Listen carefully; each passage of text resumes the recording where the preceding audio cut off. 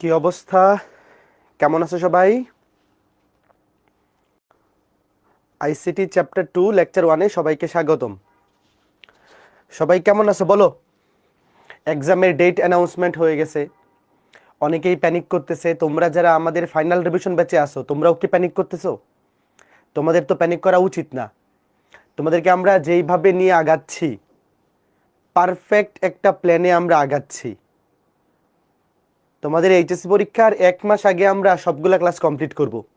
একদম প্রথম ক্লাসে আমি বলছিলাম যে এফআরবি ব্যাচে তোমাদেরকে নিয়ে আমাদের প্ল্যান কি। আমাদের প্ল্যান হচ্ছে এইচএসসি পরীক্ষার ডেট যখন অ্যানাউন্স হবে তার ঠিক 1 মাস আগে আমরা ক্লাস কমপ্লিট করব। তো তোমরা যারা এফআরবি ব্যাচে আসো, যেহেতু জুন মাসের 7 তারিখ এইচএসসি পরীক্ষা শুরু হবে, তো আমরা মে মাসের 7 তারিখের মধ্যে তোমাদের সিলেবাস কমপ্লিট করে দিব। তারপর 1 মাস জাস্ট নিজে বাসায় রিভিশন দিবা, আমরা এক্সাম নিব, এক্সামগুলা দিবা। এই অনুযায়ী যদি আগাইতে পারো তাহলে তোমাদের তো আমি প্যানিক করার কোনো কারণ দেখি না। আচ্ছা, ওয়েবসাইটে ক্লাসটা আটকে গেছে, একটু ওয়েট।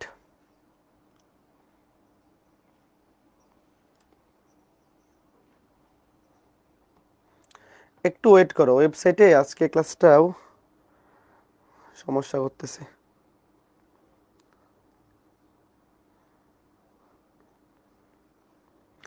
এই ফেসবুকে যারা আসো 1টা মিনিট ওয়েট করো, ওয়েবসাইটে ক্লাসটা আটকে গেছে, আমি চেক করে নিই।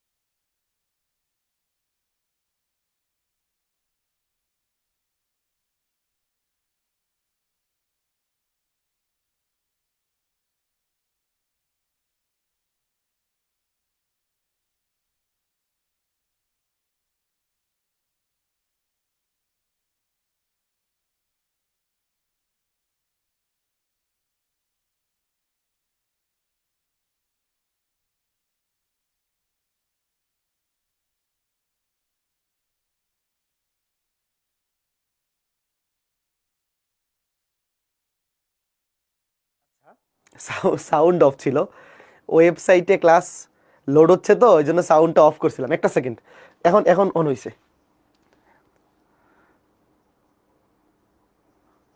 ওয়েট, তারাও ওয়েবসাইটে আরেকবার একটু চেক করে দেখি। একটু ওয়েট করো, ওয়েবসাইটে ক্লাসটা খালি লোড হচ্ছে, দেখি আরেকবার নতুন করে ঢুকে শুরু করে দেখি হয় কি না। হ্যাঁ, ওকে, ওয়েবসাইটে কি এখন সব কিছু ঠিক আছে? ওয়েবসাইট থেকে যারা ক্লাস করতেছো আই গেস এখন সব কিছু ঠিক আছে। আর ফেসবুকে যারা আসো 1টা মিনিট ওয়েট করো, 1 মিনিট লাগবে না আর।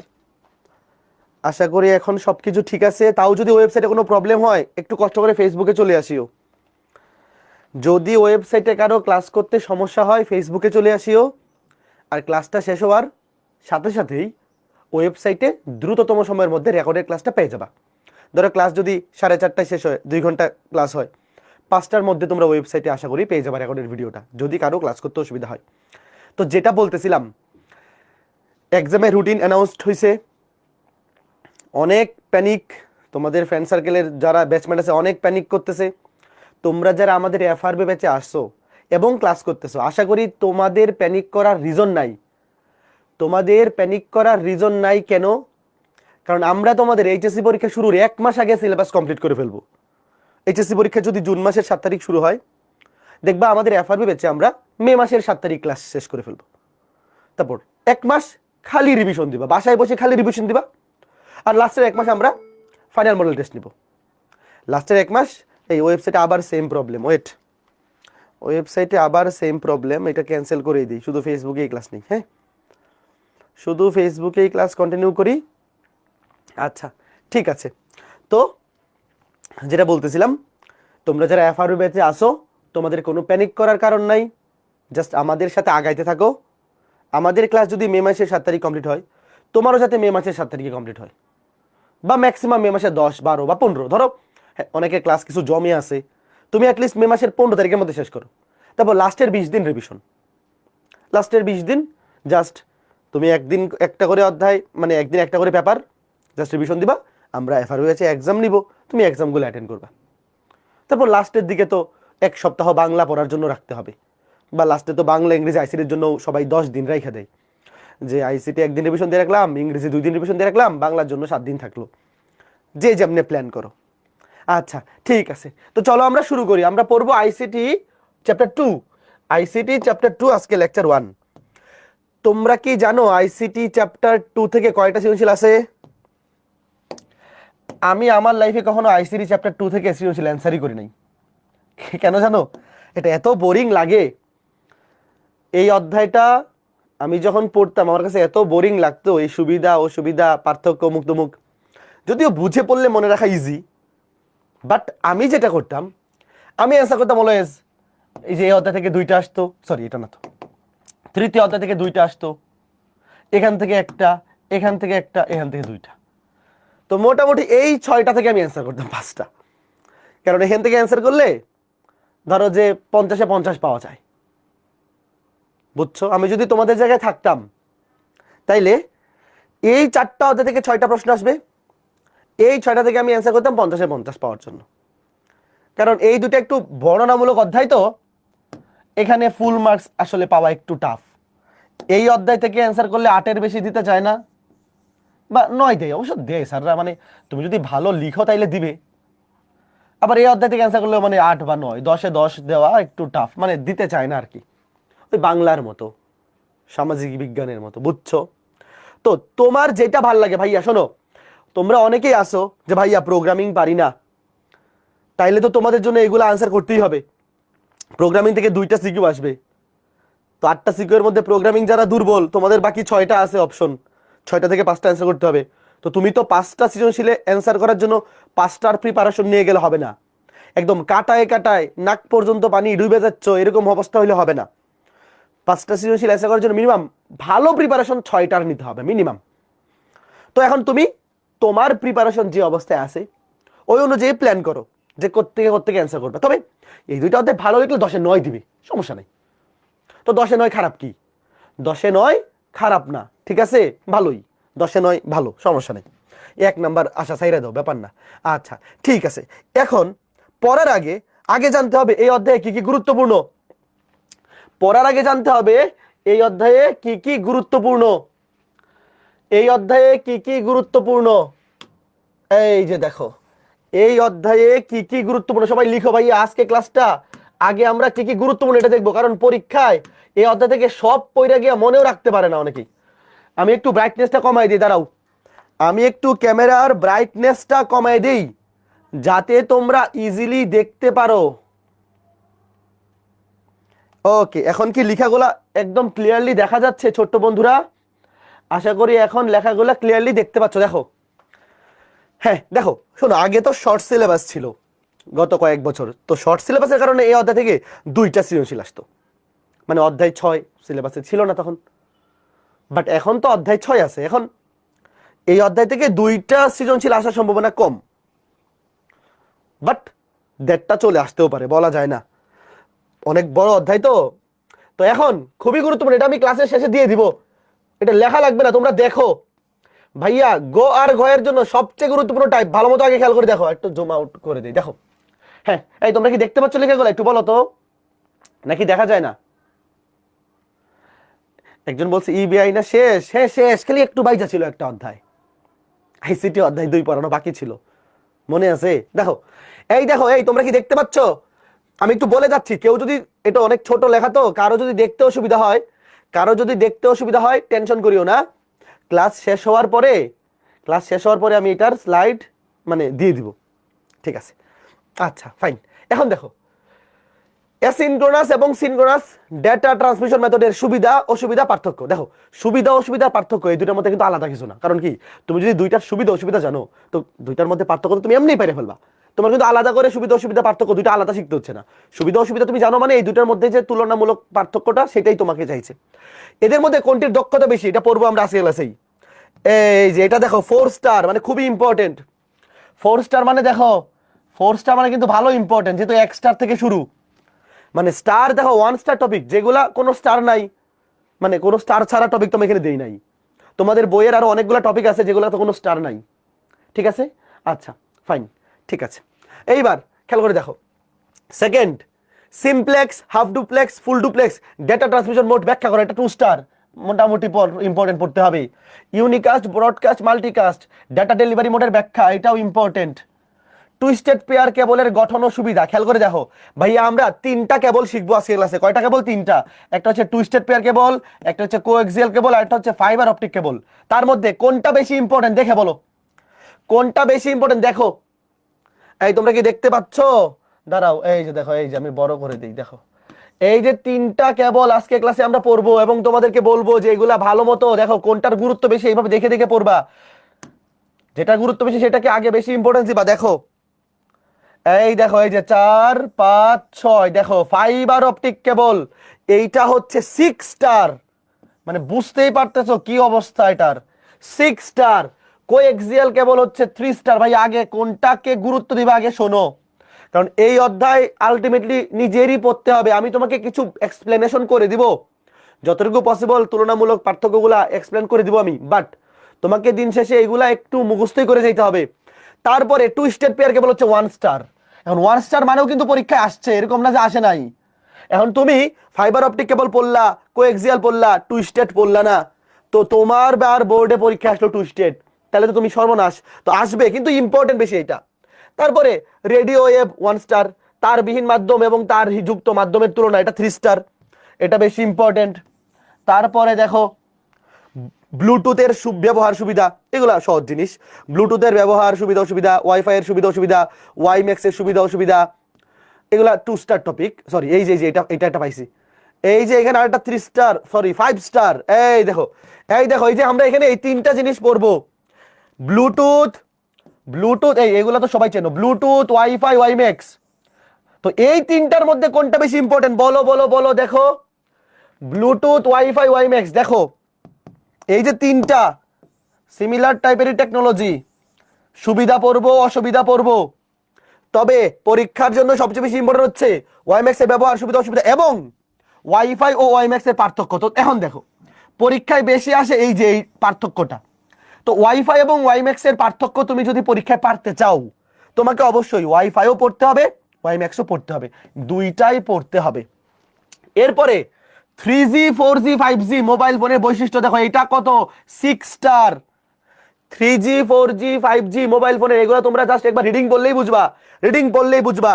তারপর গেটওয়ে সুবিধা অসুবিধা, এই দেখো এটা 3 স্টার। ভাই 3 স্টার মানে কিন্তু খুবই ইম্পর্টেন্ট। শোনো যেই টপিকগুলা 3 স্টার বা তার চেয়ে বেশি স্টার, এগুলো একবারে ফরজ ছুটস্থ মুখস্থ, বুঝো আর না বুঝো মুখস্থ করে ফেলবা, 2-3 বার রিডিং পড়ে ফেলবা এগুলো। আমি চেষ্টা করব আজকে এবং আগামী ক্লাসে 2টা ক্লাসে 2 ঘন্টা 4 ঘন্টা ক্লাস নিব, যতটুকু এক্সপ্লেন করে দেওয়া যায় যাতে মনে রাখতে ইজি হয়। তবে কিছু জিনিস মুখস্থ করতেই হবে। এইবার দেখো বাস টপোলজি, রিং টপোলজি, একবার অবস্থাটা দেখো। ওয়েট, এই টপোলজি কতগুলা স্টার তোমরা কি দেখতে পাচ্ছ? দাঁড়াও, এই যে টপোলজি দেখো, এই যে 15, এই যে 15 কতগুলা স্টার, একটু গুনো ভাইয়া। এই অধ্যায় থেকে যদি একটা সৃজনশীল হয়, তুমি শিওর থাকো ওই সৃজনশীলটাতে গ এবং ঘ এর মধ্যে, ক এবং কত জ্ঞানমূলক অনুধাবনমূলক, গ এবং গ এর মধ্যে একটা প্রশ্ন, এই দুটার মধ্যে একটা প্রশ্ন 100% টপোলজি থেকে আসবে, আর বাকি আরেকটা প্রশ্ন বাকি সবগুলো টপিক থেকে আসবে। অথবা এরকমও হইতে পারে যে পুরা সৃজনশীলটাই টপোলজি থেকে। ভাইয়া এই অধ্যায় থেকে একটা সৃজনশীল আসার সম্ভাবনা এবার বেশি, যেহেতু ফুল সিলেবাস, বাট দুইটাও চলে আসতে পারে। কারণ কি জানো, এই অধ্যায় থেকে 2টা সিকিউ চলে আসার ভালো সম্ভাবনা আছে, এই অধ্যায়টা বাদ দিও না, এই অধ্যায়টা 2টা সিকিউ চলে আসতে পারে। ওয়েট, তোমাকে আমি মোট এখানে 9টা সিকিউ দিয়ে রাখলাম, 2 2 2 6 9টা, যে কোনো একটা থেকে মিসিং যাবে। এই অধ্যায় থেকে 2টা সিকিউ চলে আসতে পারে, কেন পারে জানো? কারণ শুধুমাত্র এই টপোলজি থেকে একটা সৃজনশীল হইতে পারে। ধরো এরকম হইলো যে একটা সৃজনশীল গো আর ঘো, এই যে bus topology, ring topology, star topology, tree, mesh, hybrid, এগুলার সুবিধা অসুবিধা পার্থক্য, এগুলা থেকে গো আর ঘো 2টা প্রশ্নই শুধুমাত্র টপোলজি থেকে হইতে পারে একটা সৃজনশীল। তো এরকম হইতে পারে যে একটা সৃজনশীল শুধু টপোলজি থেকে, আর বাকি আরেকটা সৃজনশীল উপরের সবগুলো টপিক থেকে হইতে পারে। তারপরে ক্লাউড কম্পিউটিং এর সুবিধা অসুবিধা সমূহ। তো এখন এই 16টা টপিকের মধ্যে কে কয়টা পারো আগে থেকে বলো? ভাই আইসিটি অধ্যায় 2 আগে কখনো পড়ো নাই এমন কেউ নাই? বলো, আইসিটি অধ্যায় 2 আগে কখনো পড়ো নাই? পড়ছো, কেউ কম পড়ছো, কেউ বেশি পড়ছো, কেউ বুঝা পড়ছো, কেউ না বুঝা মুখস্থ করছো, যাই করছো পড়ছো। তো এখানে মোট এই টপিক আছে 16টা। এই 16টা টপিক তুমি যদি পড়ো, সৃজনশীল তুমি কমন পাবা, এর বাইরে সৃজনশীল আসবে না। এখন কথা হচ্ছে কি, কখ কোনগুলা পড়বো? দেখো এই যে এখানে দেওয়া আছে, কখ কোনগুলা পড়বো দেখো, কখ কোনগুলা পড়বো দেখো, এই যে এখানে দেওয়া আছে, এই কখগুলো অবশ্যই পড়তে হবে। এই যে কখগুলা দেখো, এইগুলো তুমি যখন শোনো, আমি উপরে যে টপিকগুলা দিছি না গ এবং ঘ এর জন্য, ওই টপিকগুলা যখন পড়বা, ওই টপিকগুলার মধ্যে এগুলার সংজ্ঞা আছে, ওই টপিকগুলার মধ্যে এগুলার ব্যাখ্যা আছে, ওই সংজ্ঞা এবং ব্যাখ্যাগুলাই জ্ঞানমূলক অনুধাবনমূলকে আসবে। তো তোমাকে আমি উপরে যে 16টা টপিক দেখাইছি, উপরে এখানে যে 16টা টপিক দেখাইছি, এই 16টা টপিক যদি কমপ্লিট করো, তাইলে এগুলার মধ্যে অটোমেটিক বোনাস হিসাবে তুমি দেখবা এগুলার 80% কভার হয়ে গেছে। ডেটা কমিউনিকেশন কি, ব্যান্ডউইথ কি, ডেটা কমিউনিকেশন মোড কাকে বলে, এই সবগুলো তুমি দেখবা কভার হয়ে গেছে। তো দেখো এখানে ক নাম্বারের প্রশ্ন আছে মোট 36টা, ক নাম্বারের প্রশ্ন আছে মোট 36টা, 36। দেখো ক নাম্বারের প্রশ্ন মোট 36টা, তারপরে অনুধাবনমূলক প্রশ্ন আছে মোট 33টা। তো 36 এবং 33, এইটার মধ্যে ভাইয়া তুমি আলাদা করে টেনশন করিও না, এই 36টা এবং 33টার মধ্যে 80 to 90% তুমি যখন এই টপিকগুলো কভার করবা তখনই কমপ্লিট হয়ে যাবে। বুঝতে পারছো? আচ্ছা ফাইন, চলো এবার আমরা ক্লাসে যাই। তো এখন কোনটার গুরুত্ব কতটুকু এটা আর আমার ক্লাসে আলাদা করে বলা লাগবে না, তুমি নিজেই এটা সম্পর্কে এখন অবগত আছো, তাই না? তুমি নিজেই এটা সম্পর্কে এখন অবগত আছো। এখন রেডি, এখন আমরা ক্লাস শুরু করব। সবাই রেডি বলো? আমরা এখন ক্লাস শুরু করব, মেইন ক্লাস শেষ, মেইন ক্লাস শেষ, কারণ এই অধ্যায়ে মেইন কাজ হচ্ছে আমার তোমাকে বুঝাই দেওয়া কোন জিনিসটা গুরুত্বপূর্ণ বেশি, এবং এটা এক্সপ্লেন করে দেওয়া যে যাতে মনে রাখা সহজ হয়। এবার দেখো, কমিউনিকেশন সিস্টেমস এন্ড নেটওয়ার্কিং, তাহলে এটার 2টা পার্ট, একটা হচ্ছে কমিউনিকেশন সিস্টেমস আর এটা হচ্ছে নেটওয়ার্কিং। তো প্রথমে কমিউনিকেশন সিস্টেমস বোঝার জন্য আগে বুঝতে হবে কমিউনিকেশন কি। ভাই যোগাযোগ কি জিনিস? ভাই যোগাযোগ করার জন্য তো আগে 2টা জিনিস লাগবে। প্রথম কথা কি, প্রেরক এবং প্রাপক 2জন লাগবে না? একজনকে একজনের সাথে যোগাযোগ করতে পারে, একজনের সাথে নিজের সাথে না। তাহলে এখানে একটা প্রেরক লাগবে, একটা প্রাপক লাগবে। তো প্রেরক এবং প্রাপকের সাথে কি হবে? যোগাযোগ হবে। তো প্রেরক এবং প্রাপকের সাথে যদি যোগাযোগ হইতে হয় আর কি কি লাগবে এখানে দেখো, ওয়েট দেখো, আগে সংজ্ঞাটা দেখো। ডেটা কমিউনিকেশন সিস্টেম কি?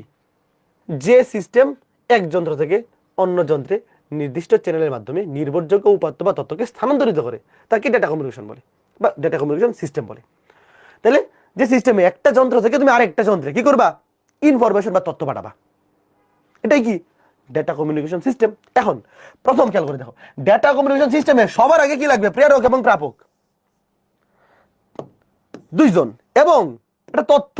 ভাই তুমি কি পাঠাবা? তথ্য তো পাঠাবা না কি? তো খেয়াল করে দেখো, ডেটা কমিউনিকেশন সিস্টেমে এখানে যে উপাদানগুলো দেখো, প্রেরক লাগবে মানে একজন সেন্ডার যে সেন্ড করবে, আর একজন রিসিভার, এবং কি সেন্ড করবে? তথ্য বা ইনফরমেশন বা ডেটা। এখন তুমি যে প্রেরক থেকে প্রাপকের কাছে তথ্য পাঠাবা, তোমার একটা মাধ্যম লাগবে না?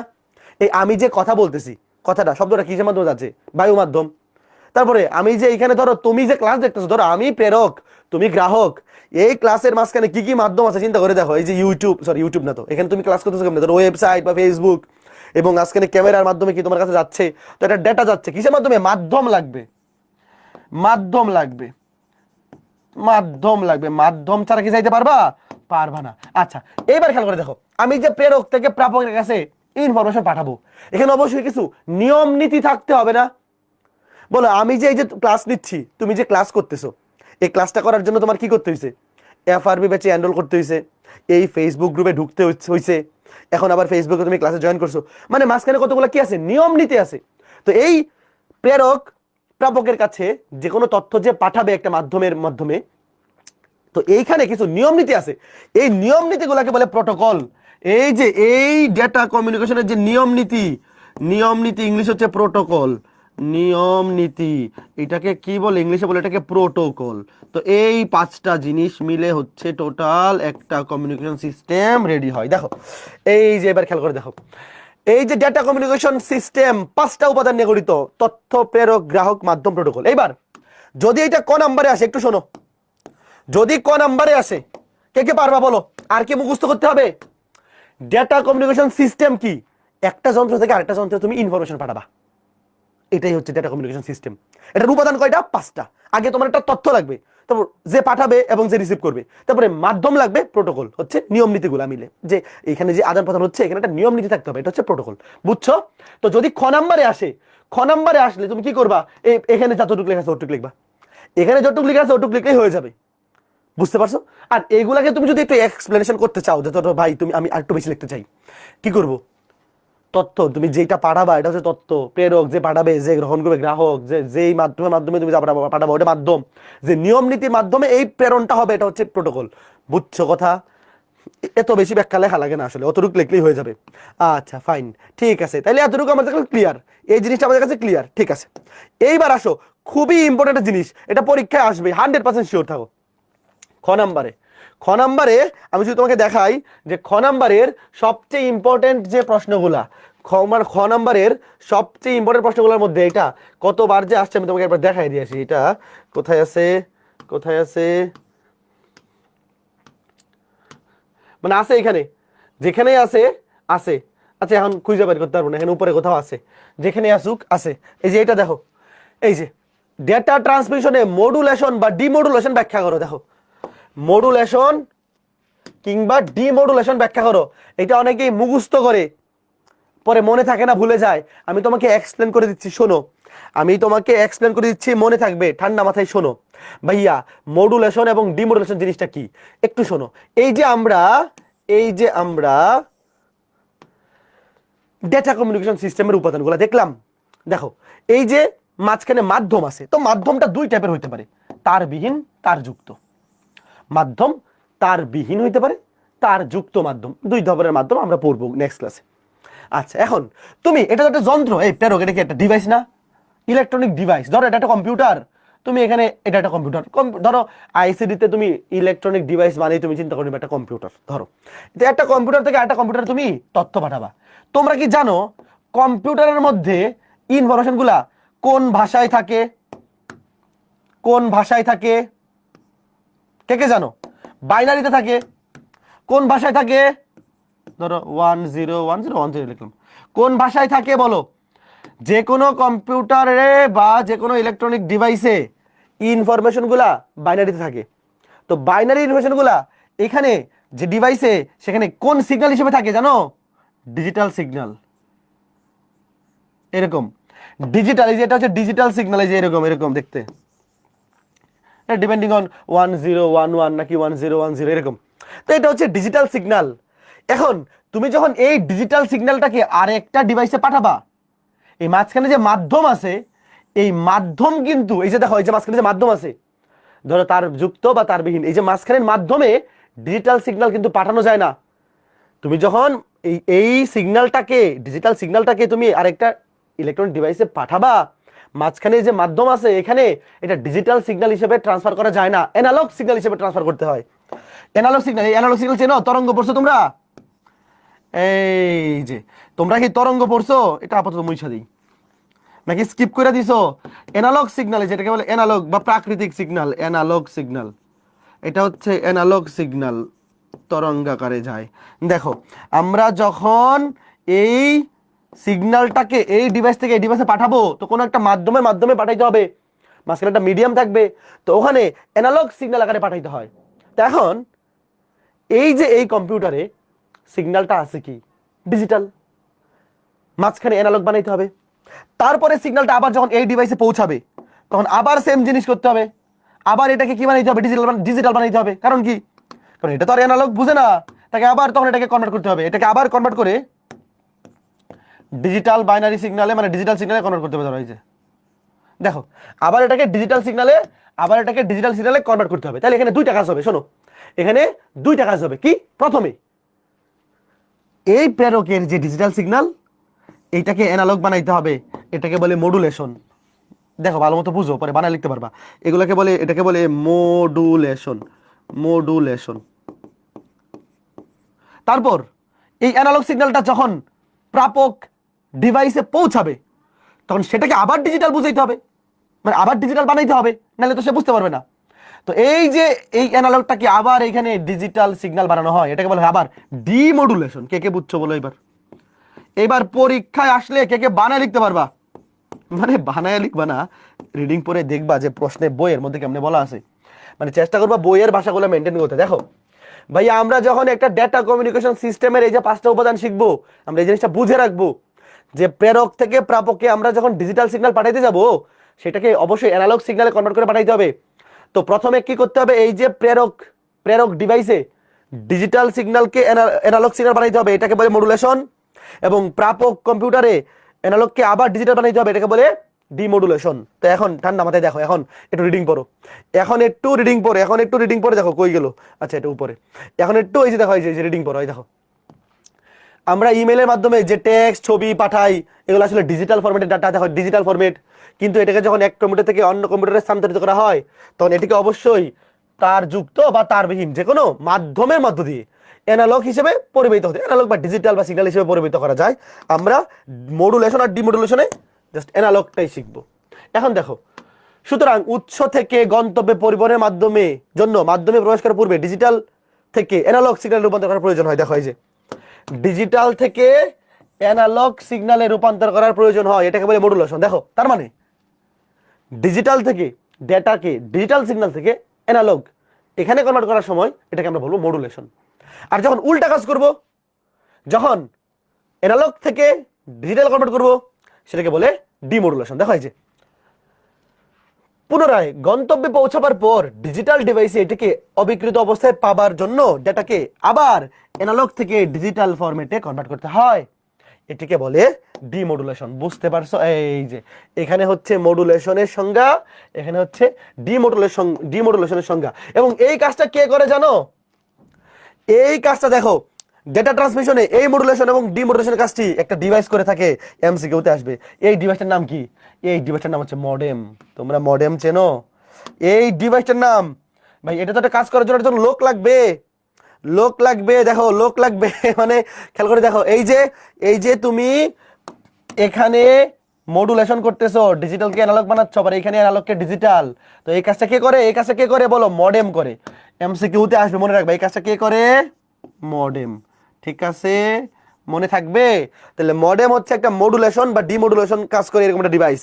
মডেম দুইটা কাজই করতে পারে, সে মডুলেশনও করতে পারে, ডিমডুলেশনও করতে পারে। ঠিক আছে, ওকে ফাইন। তাহলে এখানে দেখানো আছে, খেয়াল করে দেখো এই ডিজিটাল সিগন্যাল দেখতে কেমন হয়। এটা হচ্ছে ইলেকট্রনিক ডিভাইসগুলোতে যে ইনফরমেশন বা যে ডেটা থাকে সেটা ডিজিটাল সিগন্যাল আকারে থাকে, আর প্রাকৃতিক সিগন্যাল বা অ্যানালগ সিগন্যাল সেটা আমাদের তরঙ্গ আকারে থাকে। ঠিক আছে, ওকে ফাইন, বুঝতে পারছো? হ্যাঁ, ওকে ফাইন। তাহলে এই জিনিসটা গেল। এইবার আসো প্রোটোকল, বাকিগুলা বুঝলাম, এবার হচ্ছে প্রোটোকল। এই যে ফুল ফর্ম গুলা এমসিকিউতে আসবে, দেখো ফুল ফর্ম গুলা দেখো, এখানে অনেকগুলা প্রোটোকলের নাম দেওয়া আছে, এই প্রত্যেকটা ইম্পর্টেন্ট এমসিকিউ এর জন্য। দেখো এগুলা কিন্তু এমসিকিউ প্রচুর আসে। দেখো ভাইয়া খেয়াল করো, ট্রান্সমিশন কন্ট্রোল প্রোটোকল। দেখো এই প্রোটোকল কি জিনিস? প্রোটোকল হচ্ছে নিয়ম নীতি। দুইটা ডিভাইস যখন যুক্ত হয় তাদের মাঝে তথ্য আদান প্রদানে কিছু নিয়ম নীতি থাকে। ভাই সবকিছু তো নিয়ম নীতি থাকে, দুইটা ডিভাইসের মধ্যে যখন আদান প্রদান হবে এটা নিয়ম নীতি ছাড়া হবে, অবশ্যই একটা নিয়ম নীতি থাকতে হবে, তাই না? তো এখান থেকে সবচেয়ে ইম্পর্টেন্ট হচ্ছে এই তিনটা এমসিকিউতে বেশি আসে। ফাইল ট্রান্সফার প্রোটোকল বা এফটিপি এটার পূর্ণরূপ, হাইপার টেক্সট ট্রান্সফার প্রোটোকল, এটা তোমরা অধ্যায় 4-এও পড়ছো, এইচটিটিপি। তারপর এইচটিটিপি এর পরে যদি একটা এস থাকে, এই এস স্ট্যান্ড ফর সিকিউর। এই এসটা কিসের জন্য? সিকিউর, মনে রাখবা। এমসিকিউতে আসবে এগুলা। ভাইয়া এগুলা নোট করার দরকার নাই, তুমি দেখতে থাকো। এগুলা নোট করার দরকার নাই, তুমি দেখতে থাকো, কারণ এগুলা লিখতে গেলে অনেক বেশি পেইন হয়ে যাবে। তোমাদের কাছে সবার কাছে তো বই আছে তাই না? সবার কাছে বই আছে, জাস্ট বই থেকে পরে একবার মিলিয়ে নিবা। ঠিক আছে, ফাইন ফাইন ফাইন। তুমি যেই বই ফলো করো, বোর্ড বইটা থেকে আগে একবার রিভিশন দিবা। ধরো শোনো, আইসিটি ক্ষেত্রে যেহেতু বাংলা ইংরেজির মতো বোর্ড বই আছে, তোমার কাজ হবে আগে বোর্ড বইটা থেকে সবগুলো টাইপ একবার রিভিশন দেওয়া, ঠিক আছে? এরপরে জাস্ট তুমি যে বইটা ফলো করছো সেই বই থেকে একবার দেখে নিবা। আচ্ছা ফাইন। এবার দেখো, ডেটা কমিউনিকেশনের উৎস থেকে শুরু করে গন্তব্য পর্যন্ত ডেটা ট্রান্সফারের প্রক্রিয়াকে বলা হয় ডেটা ট্রান্সমিশন। এটা পরীক্ষায় ক নাম্বারে আসবে? ডেটা ট্রান্সমিশন কি ভালো মতো বুঝে নাও। ডেটা ট্রান্সমিশনের উৎস থেকে শেষ পর্যন্ত, রিসিভার থেকে সেন্ডার থেকে রিসিভার পর্যন্ত টোটাল যে প্রক্রিয়া, টোটাল প্রক্রিয়াটা হচ্ছে ডেটা ট্রান্সমিশন। আচ্ছা, এরপরে কি? এরপরে এগুলা সংজ্ঞা আসবে, এগুলার সংজ্ঞা আসবে। এবার দেখো ব্যান্ডউইথ। ভাইয়া ব্যান্ডউইথ কি জিনিস ভালো মতো শোনো। ব্যান্ডউইথ হলো ডেটা স্থানান্তরের হার, ব্যান্ডউইথ হলো স্পিড, দ্রুতি, ডেটা স্থানান্তরের হার, এটাকে আমরা কি বলবো? ব্যান্ডউইথ। তো খেয়াল করে দেখো, তো যেহেতু হার কি হবে, একক সময়ে হিসাব করতে হবে। একক সময়ে ধরো 1 সেকেন্ডে কি পরিমাণ ডাটা স্থানান্তরিত হয়, সেটাই হচ্ছে ব্যান্ডউইথ। তো ব্যান্ডউইথকে বিট পার সেকেন্ড, বিট মানে কি 0 বা 1, বাইনারিতে এই 0 বা 1 প্রত্যেকটাকে বলে একটা করে বিট। তো ব্যান্ডউইথ হচ্ছে কি স্পিডের একক, যে তোমার বাসার ইন্টারনেট প্রোভাইডারের স্পিড কত, সেটাকে আমরা কি বিপিএস বা কেবিপিএস বা এমবিপিএস, মনে আছে? এগুলোর মাধ্যমে হিসাব করি। তো বিপিএস মানে হচ্ছে বিট পার সেকেন্ড। খুবই ইজি। ধরো 10 সেকেন্ডে 500 বিট ট্রান্সফার হয়, তাহলে বলো তো স্পিড কত বা ব্যান্ডউইথ কত? তাহলে 1 সেকেন্ডে কত? 50 বিট পার সেকেন্ড, এই যে বিপিএস, বিট পার সেকেন্ড, এই যে বিট।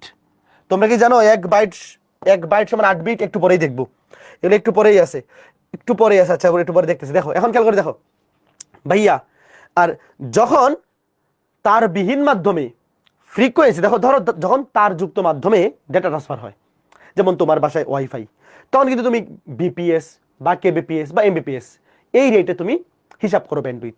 বাট যখন তার বিহীন মাধ্যম আমরা পড়বো আগামী ক্লাসে, তার বিহীন মাধ্যম, তখন ফ্রিকোয়েন্সির মাধ্যমে হিসাব করা হয়। তরঙ্গ পড়ছো তোমরা, V equal to F lambda. তার বিহীন মাধ্যমে ব্যান্ডউইথ হিসাব করা হয় ফ্রিকোয়েন্সি বা কম্পাঙ্কের মাধ্যমে। বুঝতে পারছো? কম্পাঙ্কের একটা রেঞ্জ দেওয়া থাকে, সেটার মাধ্যমে।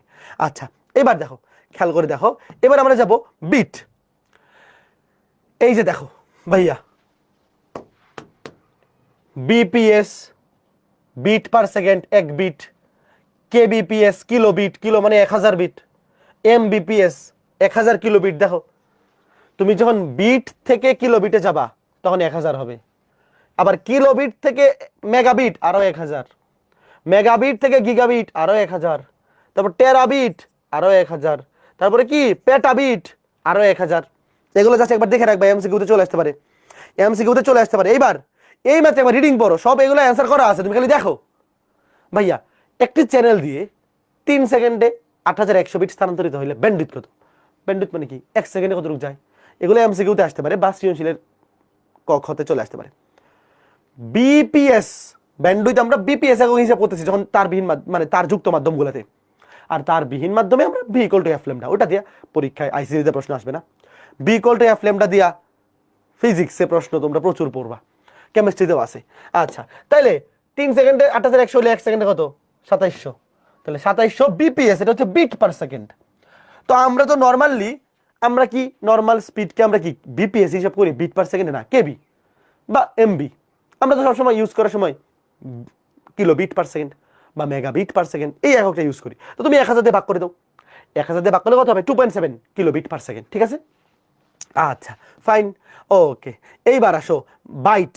এইবার বাইটের হিসাবটা, এটা এমসিকিউর জন্য খুবই ইম্পর্টেন্ট। দেখো ভাইয়া তোমরা কি জানো 8 বিটকে 1 বাইট বলে? এটা তোমরা অধ্যায় 3এও পড়ছো, জানো এগুলা। 8 বিটকে বলে 1 বাইট বা 1 ক্যারেক্টার, 1 বাইটকে 1 ক্যারেক্টারও বলে। দেখো এটা এমসিকিউর জন্য খুবই ইম্পর্টেন্ট। 8 বিটকে বলে 1 বাইট, বয় আকার রস্য ইটি বাইট। এবং যখন আমরা বাইটের হিসাব দেখবো, দেখো তখন কিন্তু 1000 হবে না। ওয়েট দেখো, 1 বাইট সমান 8 বিট বা 1 ক্যারেক্টার। আচ্ছা ঠিক আছে। এবং একটু আগে যে আমরা দেখছিলাম, দেখো এটা উল্টাপাল্টা করিও না, দেখো এটা কপি করে নিয়ে আসি। দেখো যখন আমরা বিট পড়তেছিলাম তখন কিলো মানে 1000, মেগাবিট মানে আরো 1000, গিগাবিট মানে আরো 1000 এমনি বাড়তেছিল। বাট যখন বাইটের কাছে হিসাব হচ্ছে 1 কিলো বাইট সমান 1024 বাইট, এটা কোত্থেকে আসছে? এই যে 2 টু দি পাওয়ার 10 থেকে আসছে। 1 কিলো বিট সমান, এটা কিন্তু 1024 হিসাবে কি হিসাব হবে? 1024 বাইটে 1 কিলো বাইট। তারপরে আবার যখন মেগাবাইটে যাবা আরো 1024, যখন গিগাবাইটে যাবা আরো 1024। মনে রাখবা এটা এমসিকিউতে আসতে পারে। 1024 দিয়ে গুণ হবে। দেখো যখন তুমি বাইট থেকে কিলোবাইটে যাবা, দেখো তাহলে কি 1 কিলোবাইট সমান 1024 বাইট। আবার মেগা থেকে কিলো আরো 1024, গিগা থেকে মেগা আরো 1024, টেরা থেকে গিগা আরো 1024, পেটা থেকে গিগা আরো পেটা থেকে টেরা আরো 1024। বুঝতেছো? এমসিকিউতে আসতে পারে, একবার মনে রাখবে এই জিনিসটা। আচ্ছা, এইবার আমরা স্পিড দেখব। আমরা কি পড়তেছি? স্পিড। তোমার বাসায় যে ইন্টারনেটের স্পিড, ওয়াইফাইয়ের স্পিড কম নাকি মাঝারি নাকি বেশি? কারো বাসায় স্পিড খুবই কম, কারো বাসায় স্পিড মাঝারি, কারো বাসায় অনেক একদম বিশাল স্পিড। তাহলে এটার উপর ভিত্তি করে দেখো, এই স্পিডের উপর ভিত্তি করে এই যে ডেটা ট্রান্সমিশন, দেখো এইটাকে 3টা টাইপে ভাগ করা যায়। এই যে ব্যান্ডউইথকে টোটাল আমরা কি বললাম? ব্যান্ডউইথ। আমরা পড়তেছি কি? ব্যান্ডউইথ। দেখো আমরা পড়তেছি ব্যান্ডউইথ। ব্যান্ডউইথ কি? ডেটা ট্রান্সমিশনের হার, 1 সেকেন্ডে কত বেশি ডেটা পাঠানো যায়। তো এই যে ব্যান্ডউইথ, যেমন নামের মধ্যে ব্যান্ড আছে, কি ব্যান্ড উইথ। তো এই ব্যান্ডউইথ 3 ধরনের হইতে পারে। ব্যান্ড 3 ধরনের ব্যান্ড হইতে পারে: narrow band, voice band, broad band. 3 ধরনের কেন? স্পিড যদি কম হয় সেটাকে আমরা বলবো ন্যারো ব্যান্ড, স্পিড যদি মাঝারি হয় সেটাকে বলবো ভয়েস ব্যান্ড, স্পিড যদি বেশি হয় সেটাকে বলবো ব্রড ব্যান্ড। দেখো তো এখন এই 3টার পার্থক্য কিন্তু পরীক্ষায় আসে, তোমাদেরকে বলছিলাম, মনে আছে? খেয়াল করে দেখো, এই 3টার পার্থক্য কিন্তু পরীক্ষায় আসে। এই 3টার পার্থক্য দেখো, এই 3টার পার্থক্য কিন্তু পরীক্ষায় আসে। দেখো এই যে দেখো সিমপ্লেক্স কই, আচ্ছা এখানে মানে অত বেশিও আসে না, মানে খুব বেশি আসে না, বাট এখানে আছে আজকে যে মেথডের সুবিধা পার্থক্য কোনটি দক্ষতা বেশি আছে, এটা দেখতেছি, একটু দেখতেছি। বাট এই ব্যান্ড থেকে পরীক্ষায় খুব বেশি প্রশ্ন আসে না, বাট চলে আসতে পারে। দেখো এটা আসতে পারে, দেখো ইম্পর্টেন্ট আছে, মানে এটা এটা খ নাম্বারে আসে। এই এটা আমি তো মাত্র যে 4টা দেখাইলাম ওটা দেখাইছি হচ্ছে গ ঘ সৃজনশীল, আর এটা আসে ক খতে। এটা সহজ তো। দেখো এটা আসে ক খতে, স্পিড কম হলে ন্যারো ব্যান্ড, মাঝারি হলে ভয়েস ব্যান্ড, বেশি হলে ব্রড ব্যান্ড।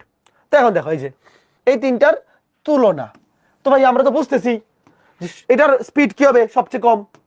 এটা মাঝারি, এটা বেশি। দেখো এটা স্পিড 45 থেকে 30 বিপিএস, কত কম? মাত্র 300 পর্যন্ত বিট পার সেকেন্ড, খুবই অল্প। আমরা তো হিসাব শুরুই করি কিলো বিট থেকে, কেবি থেকে। এইটা 1200 থেকে 9600 বিট পার সেকেন্ড, মানে এটা একটা মিডিয়াম, মানে আমরা বর্তমানে যেই স্পিড ইউজ করি ওটার সাপেক্ষে এটা, আচ্ছা ঠিক আছে, মোটামুটি ঠিক আছে। বা আসলে এমনি ঠিক আছে ভাই, এটা তো খুবই কম। ধর এটাও আসলে আজকে 2026 আইসা এটাও খুবই কম। আর এই যে ব্রডব্যান্ড 1 এমবিপিএস থেকে 1 জিবিপিএস, এটা ঠিক আছে, মোটামুটি এইটা মানানসই, ঠিক আছে। আচ্ছা তারপরে ফ্রিকোয়েন্সি, এই যে দেখো এটা মানে যখন যখন তুমি ধরো এটা এতে হিসাব করবা, কে বলে, ধরো তার বিহীন তার যুক্ত মাধ্যমে, তাহলে তুমি তো বিট পার সেকেন্ড হিসাব করতে চাও, তখন ফ্রিকোয়েন্সি আকারে তরঙ্গ আকারে আছে, মানে তার বিহীন মাধ্যমে আছে, তখন তুমি তরঙ্গ আকারে হিসাব করতে। দেখো এটা হার্টজ কত, এত থেকে এত, এত থেকে এত, ঠিক আছে। এবং ব্যবহার, কোনটার ব্যবহার কি ভাই? এগুলো থেকে প্রচুর এমসিকিউ আসে, এগুলা থেকে প্রচুর এমসিকিউ আসে, এমসিকিউ পড়বা, এগুলা থেকে এমসিকিউ আসবে। তাহলে এখানে দেখো এই যে সুন্দর মতো ব্যাখ্যা দেওয়া আছে। ধরো পরীক্ষায় যদি পার্থক্য আসে তাইলে এটা দিবা, কোথায় কোনটা ইউজ করা হয়।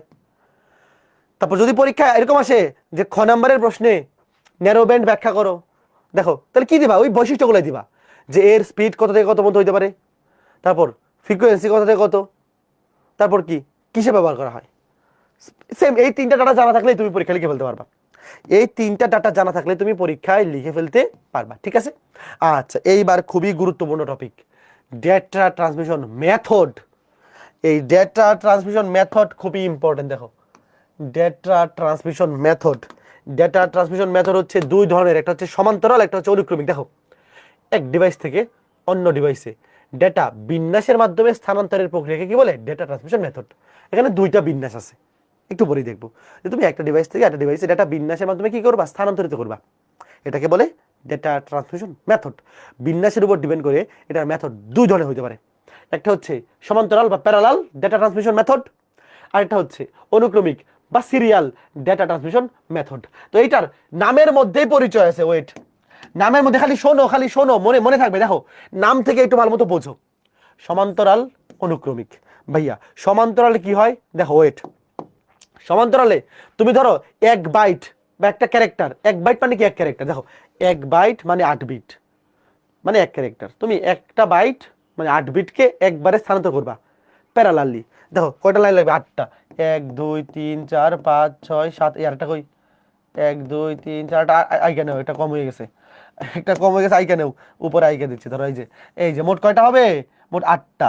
তো 8টা বিট বা 1 বাইট ডেটা স্থানান্তর হবে কিসের মাধ্যমে? এরকম প্যারালাল লাইনের মাধ্যমে। দেখো এই যে 1 2 3 4 5 6 7 8, তো প্যারালাল লাইনের মধ্যে তোমার এখানে কোনো 8টা বিট উল্লেখ করতে হবে এরকম না, যা ইচ্ছা মতো দিলেই হবে। ধরো 0 1 0 1 1 0 মানে 8টা দিয়ে রাখো। আচ্ছা এবার ঠান্ডা মাথায় শোনো, কেমন মনে রাখবা। দেখো এটা হচ্ছে সেন্ডার, যে পাঠাবে, এটা হচ্ছে রিসিভার। তুমি একটা বক্স লিখে দিবা, তোমার এরকম একটা ধরনের, তুমি জাস্ট এই যে এমনি একটা বক্স থাকবা, তোমার অত সুন্দর করে লেখা ধরো, তুমি লিখবা সেন্ডার, বা এটা হচ্ছে প্রেরক, এটা হচ্ছে প্রাপক। দেখো এটা হচ্ছে প্রেরক,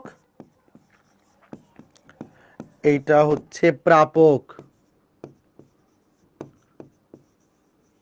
তো এখন এই প্রেরক থেকে প্রাপকে তুমি কি করবা? 8টা বিট বা 1 বাইট ট্রান্সফার করবা। তো প্যারালাল ট্রান্সমিশন মেথডে বিন্যাসটা কেমন হবে? সবগুলা বিট প্যারালালি যাবে, সবগুলা বিট কি যাবে? প্যারালালি। দেখো 8টা তার আছে, 8টা তার দিয়া 8টা বিট প্যারালালি যাবে। বুঝতেছো? দেখো প্যারালাল ডেটা ট্রান্সমিশনে অসংখ্য মাধ্যম দিয়ে একসাথে অনেক বিট পাঠানো হয়। মনে করো একটা ক্যারেক্টার তুমি পাঠাবে 8টা বিট, তো 8টা বিট পাঠানোর জন্য তার লাগবে কয়টা? 8টা। বুঝতেছো? আচ্ছা ফাইন, এবার এটা একটা সুবিধা অসুবিধা চিন্তা করো তো। এটা সুবিধা কি? একবারে তুমি অনেক বেশি ডেটা পাঠাইতে পারবা, কারণ একসাথে 8টা চলে যাচ্ছে। তুমি একসাথে চাইলে 20টাও পাঠাইতে পারবা। তোমার যদি ইচ্ছা হয় যে ধরো তুমি 2 বাইট পাঠাবা একসাথে, 2টা ক্যারেক্টার বা 2 বাইট, তাহলে 16 বিট। তোমার তার লাগবে 16টা, একবারে 16টা বিট ট্রান্সফার হয়ে যাবে। তবে অসুবিধা কি বলো তো? অনেক ব্যয়বহুল হবে না ভাইয়া? এটার একদম কমন সেন্স, এত বেশি তার লাগতেছে, এটা অনেক ব্যয়বহুল। তাহলে জিনিস যেটা ভালো, দাম তার একটু বেশি। সে একসাথে অনেক বেশি ডেটা পাঠাইতে পারবে, তবে তার দাম বেশি। বুঝছো? ওকে, পরীক্ষায় তোমার এই এত সুন্দর করে চিত্র দরকার নেই, তুমি খালি এমনি একা রাখলে হবে। বাংলায় লিখবা যে প্যারালাল ডেটা ট্রান্সমিশন মেথডে অসংখ্য মাধ্যম দিয়ে একসাথে অনেক বেশি বিট পাঠানো যায়। যেমন 1 বাইট পাঠানোর জন্য 8টা বিট, 8টা তার লাগবে। তাহলে একইভাবে n সংখ্যক ডেটা, n সংখ্যক বিট পাঠানোর জন্য n সংখ্যক তার লাগবে। বুঝছো? তো এমসিকিউতে যদি আসে বলো তো প্যারালাল ট্রান্সমিশন মেথডে যদি তোমাকে বলে 3 বাইট ডেটা একই সাথে ট্রান্সফার করার জন্য কয়টা তার লাগবে? বলো বলো বলো বলো। 3 বাইট পাঠানোর জন্য তার লাগবে কয়টা? 3 8 24টা, 3 8 24টা। ঠিক আছে ছোট্ট বন্ধুরা, দেখো ভাই একটু একটু বোরিং লাগতে পারে, এই ক্লাসটা বোরিং লাগতে পারে, একটু একটু মনোযোগ দিয়ে থাকো, পরীক্ষা আসবে। এই অধ্যায় থেকে 2টা সৃজনশীল চলে আসতে পারে ভাইয়া, বলা যায় না। একটু দেখো, আমি সবগুলা জিনিস এক্সপ্লেন করে দিব যাতে একটু বুঝতে সুবিধা হয়। দেখো ভাইয়া 2টা সিকিউ চলে আসতে পারে, কিন্তু তো এখানে একটু মুখস্থ করা কষ্ট হয়ে যেতে পারে, মুখস্থ করা কষ্ট হয়ে যেতে পারে যদি তুমি না বুঝে মুখস্থ করো। একটু দেখে রাখো, একটু আমি জিনিসগুলো এক্সপ্লেন করে দিচ্ছি, খালি দেখে যাও, খালি দেখে যাও। ঠিক আছে, দেখো এবার সুবিধা অসুবিধা দেখো, একসাথে বিপুল ডাটা স্থানান্তর করা যায়। এই যে এই সুবিধা অসুবিধাগুলা, এই সুবিধা অসুবিধাগুলা পরীক্ষার জন্য খুবই ইম্পর্টেন্ট। একটু একটু ঠান্ডা মাথায় শোনো, ইম্পর্টেন্ট আসবে, একটু বোরিং লাগলেও একটু আসবে, যেহেতু একটু শিখে ফেলি। দেখো একটু ভালো মতো বুঝো, একসাথে অনেকগুলো তার আছে, একসাথে অনেক বেশি তথ্য পাঠানো যায়। তাহলে সুবিধা কি? অনেক বেশি ডাটা একসাথে পাঠানো যায়। তারপরে কি? ডাটা দ্রুত, একসাথে অনেক বেশি পাঠানো যায় মানে কি? অনেক দ্রুত এবং অনেক বেশি দক্ষতার সাথে পাঠানো করা যায়।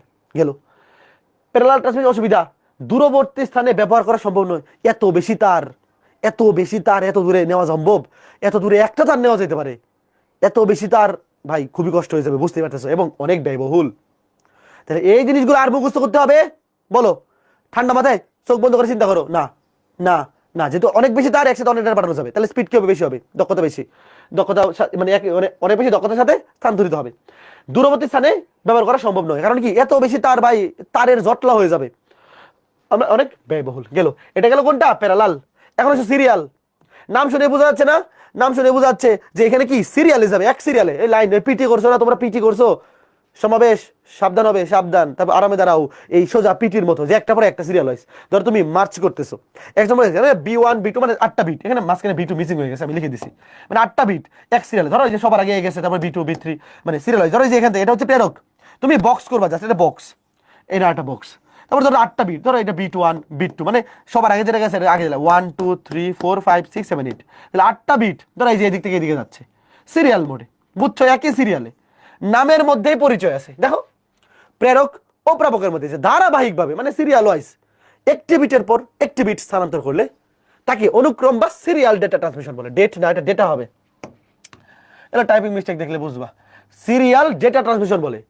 একটি তার ব্যবহারই যথেষ্ট এখানে, এতে প্রয়োজনীয় যন্ত্রপাতি তুলনামূলকভাবে সহজ এবং সাশ্রয়ী। এবার এখান থেকে বলো সুবিধা অসুবিধা কি কি হইতে পারে।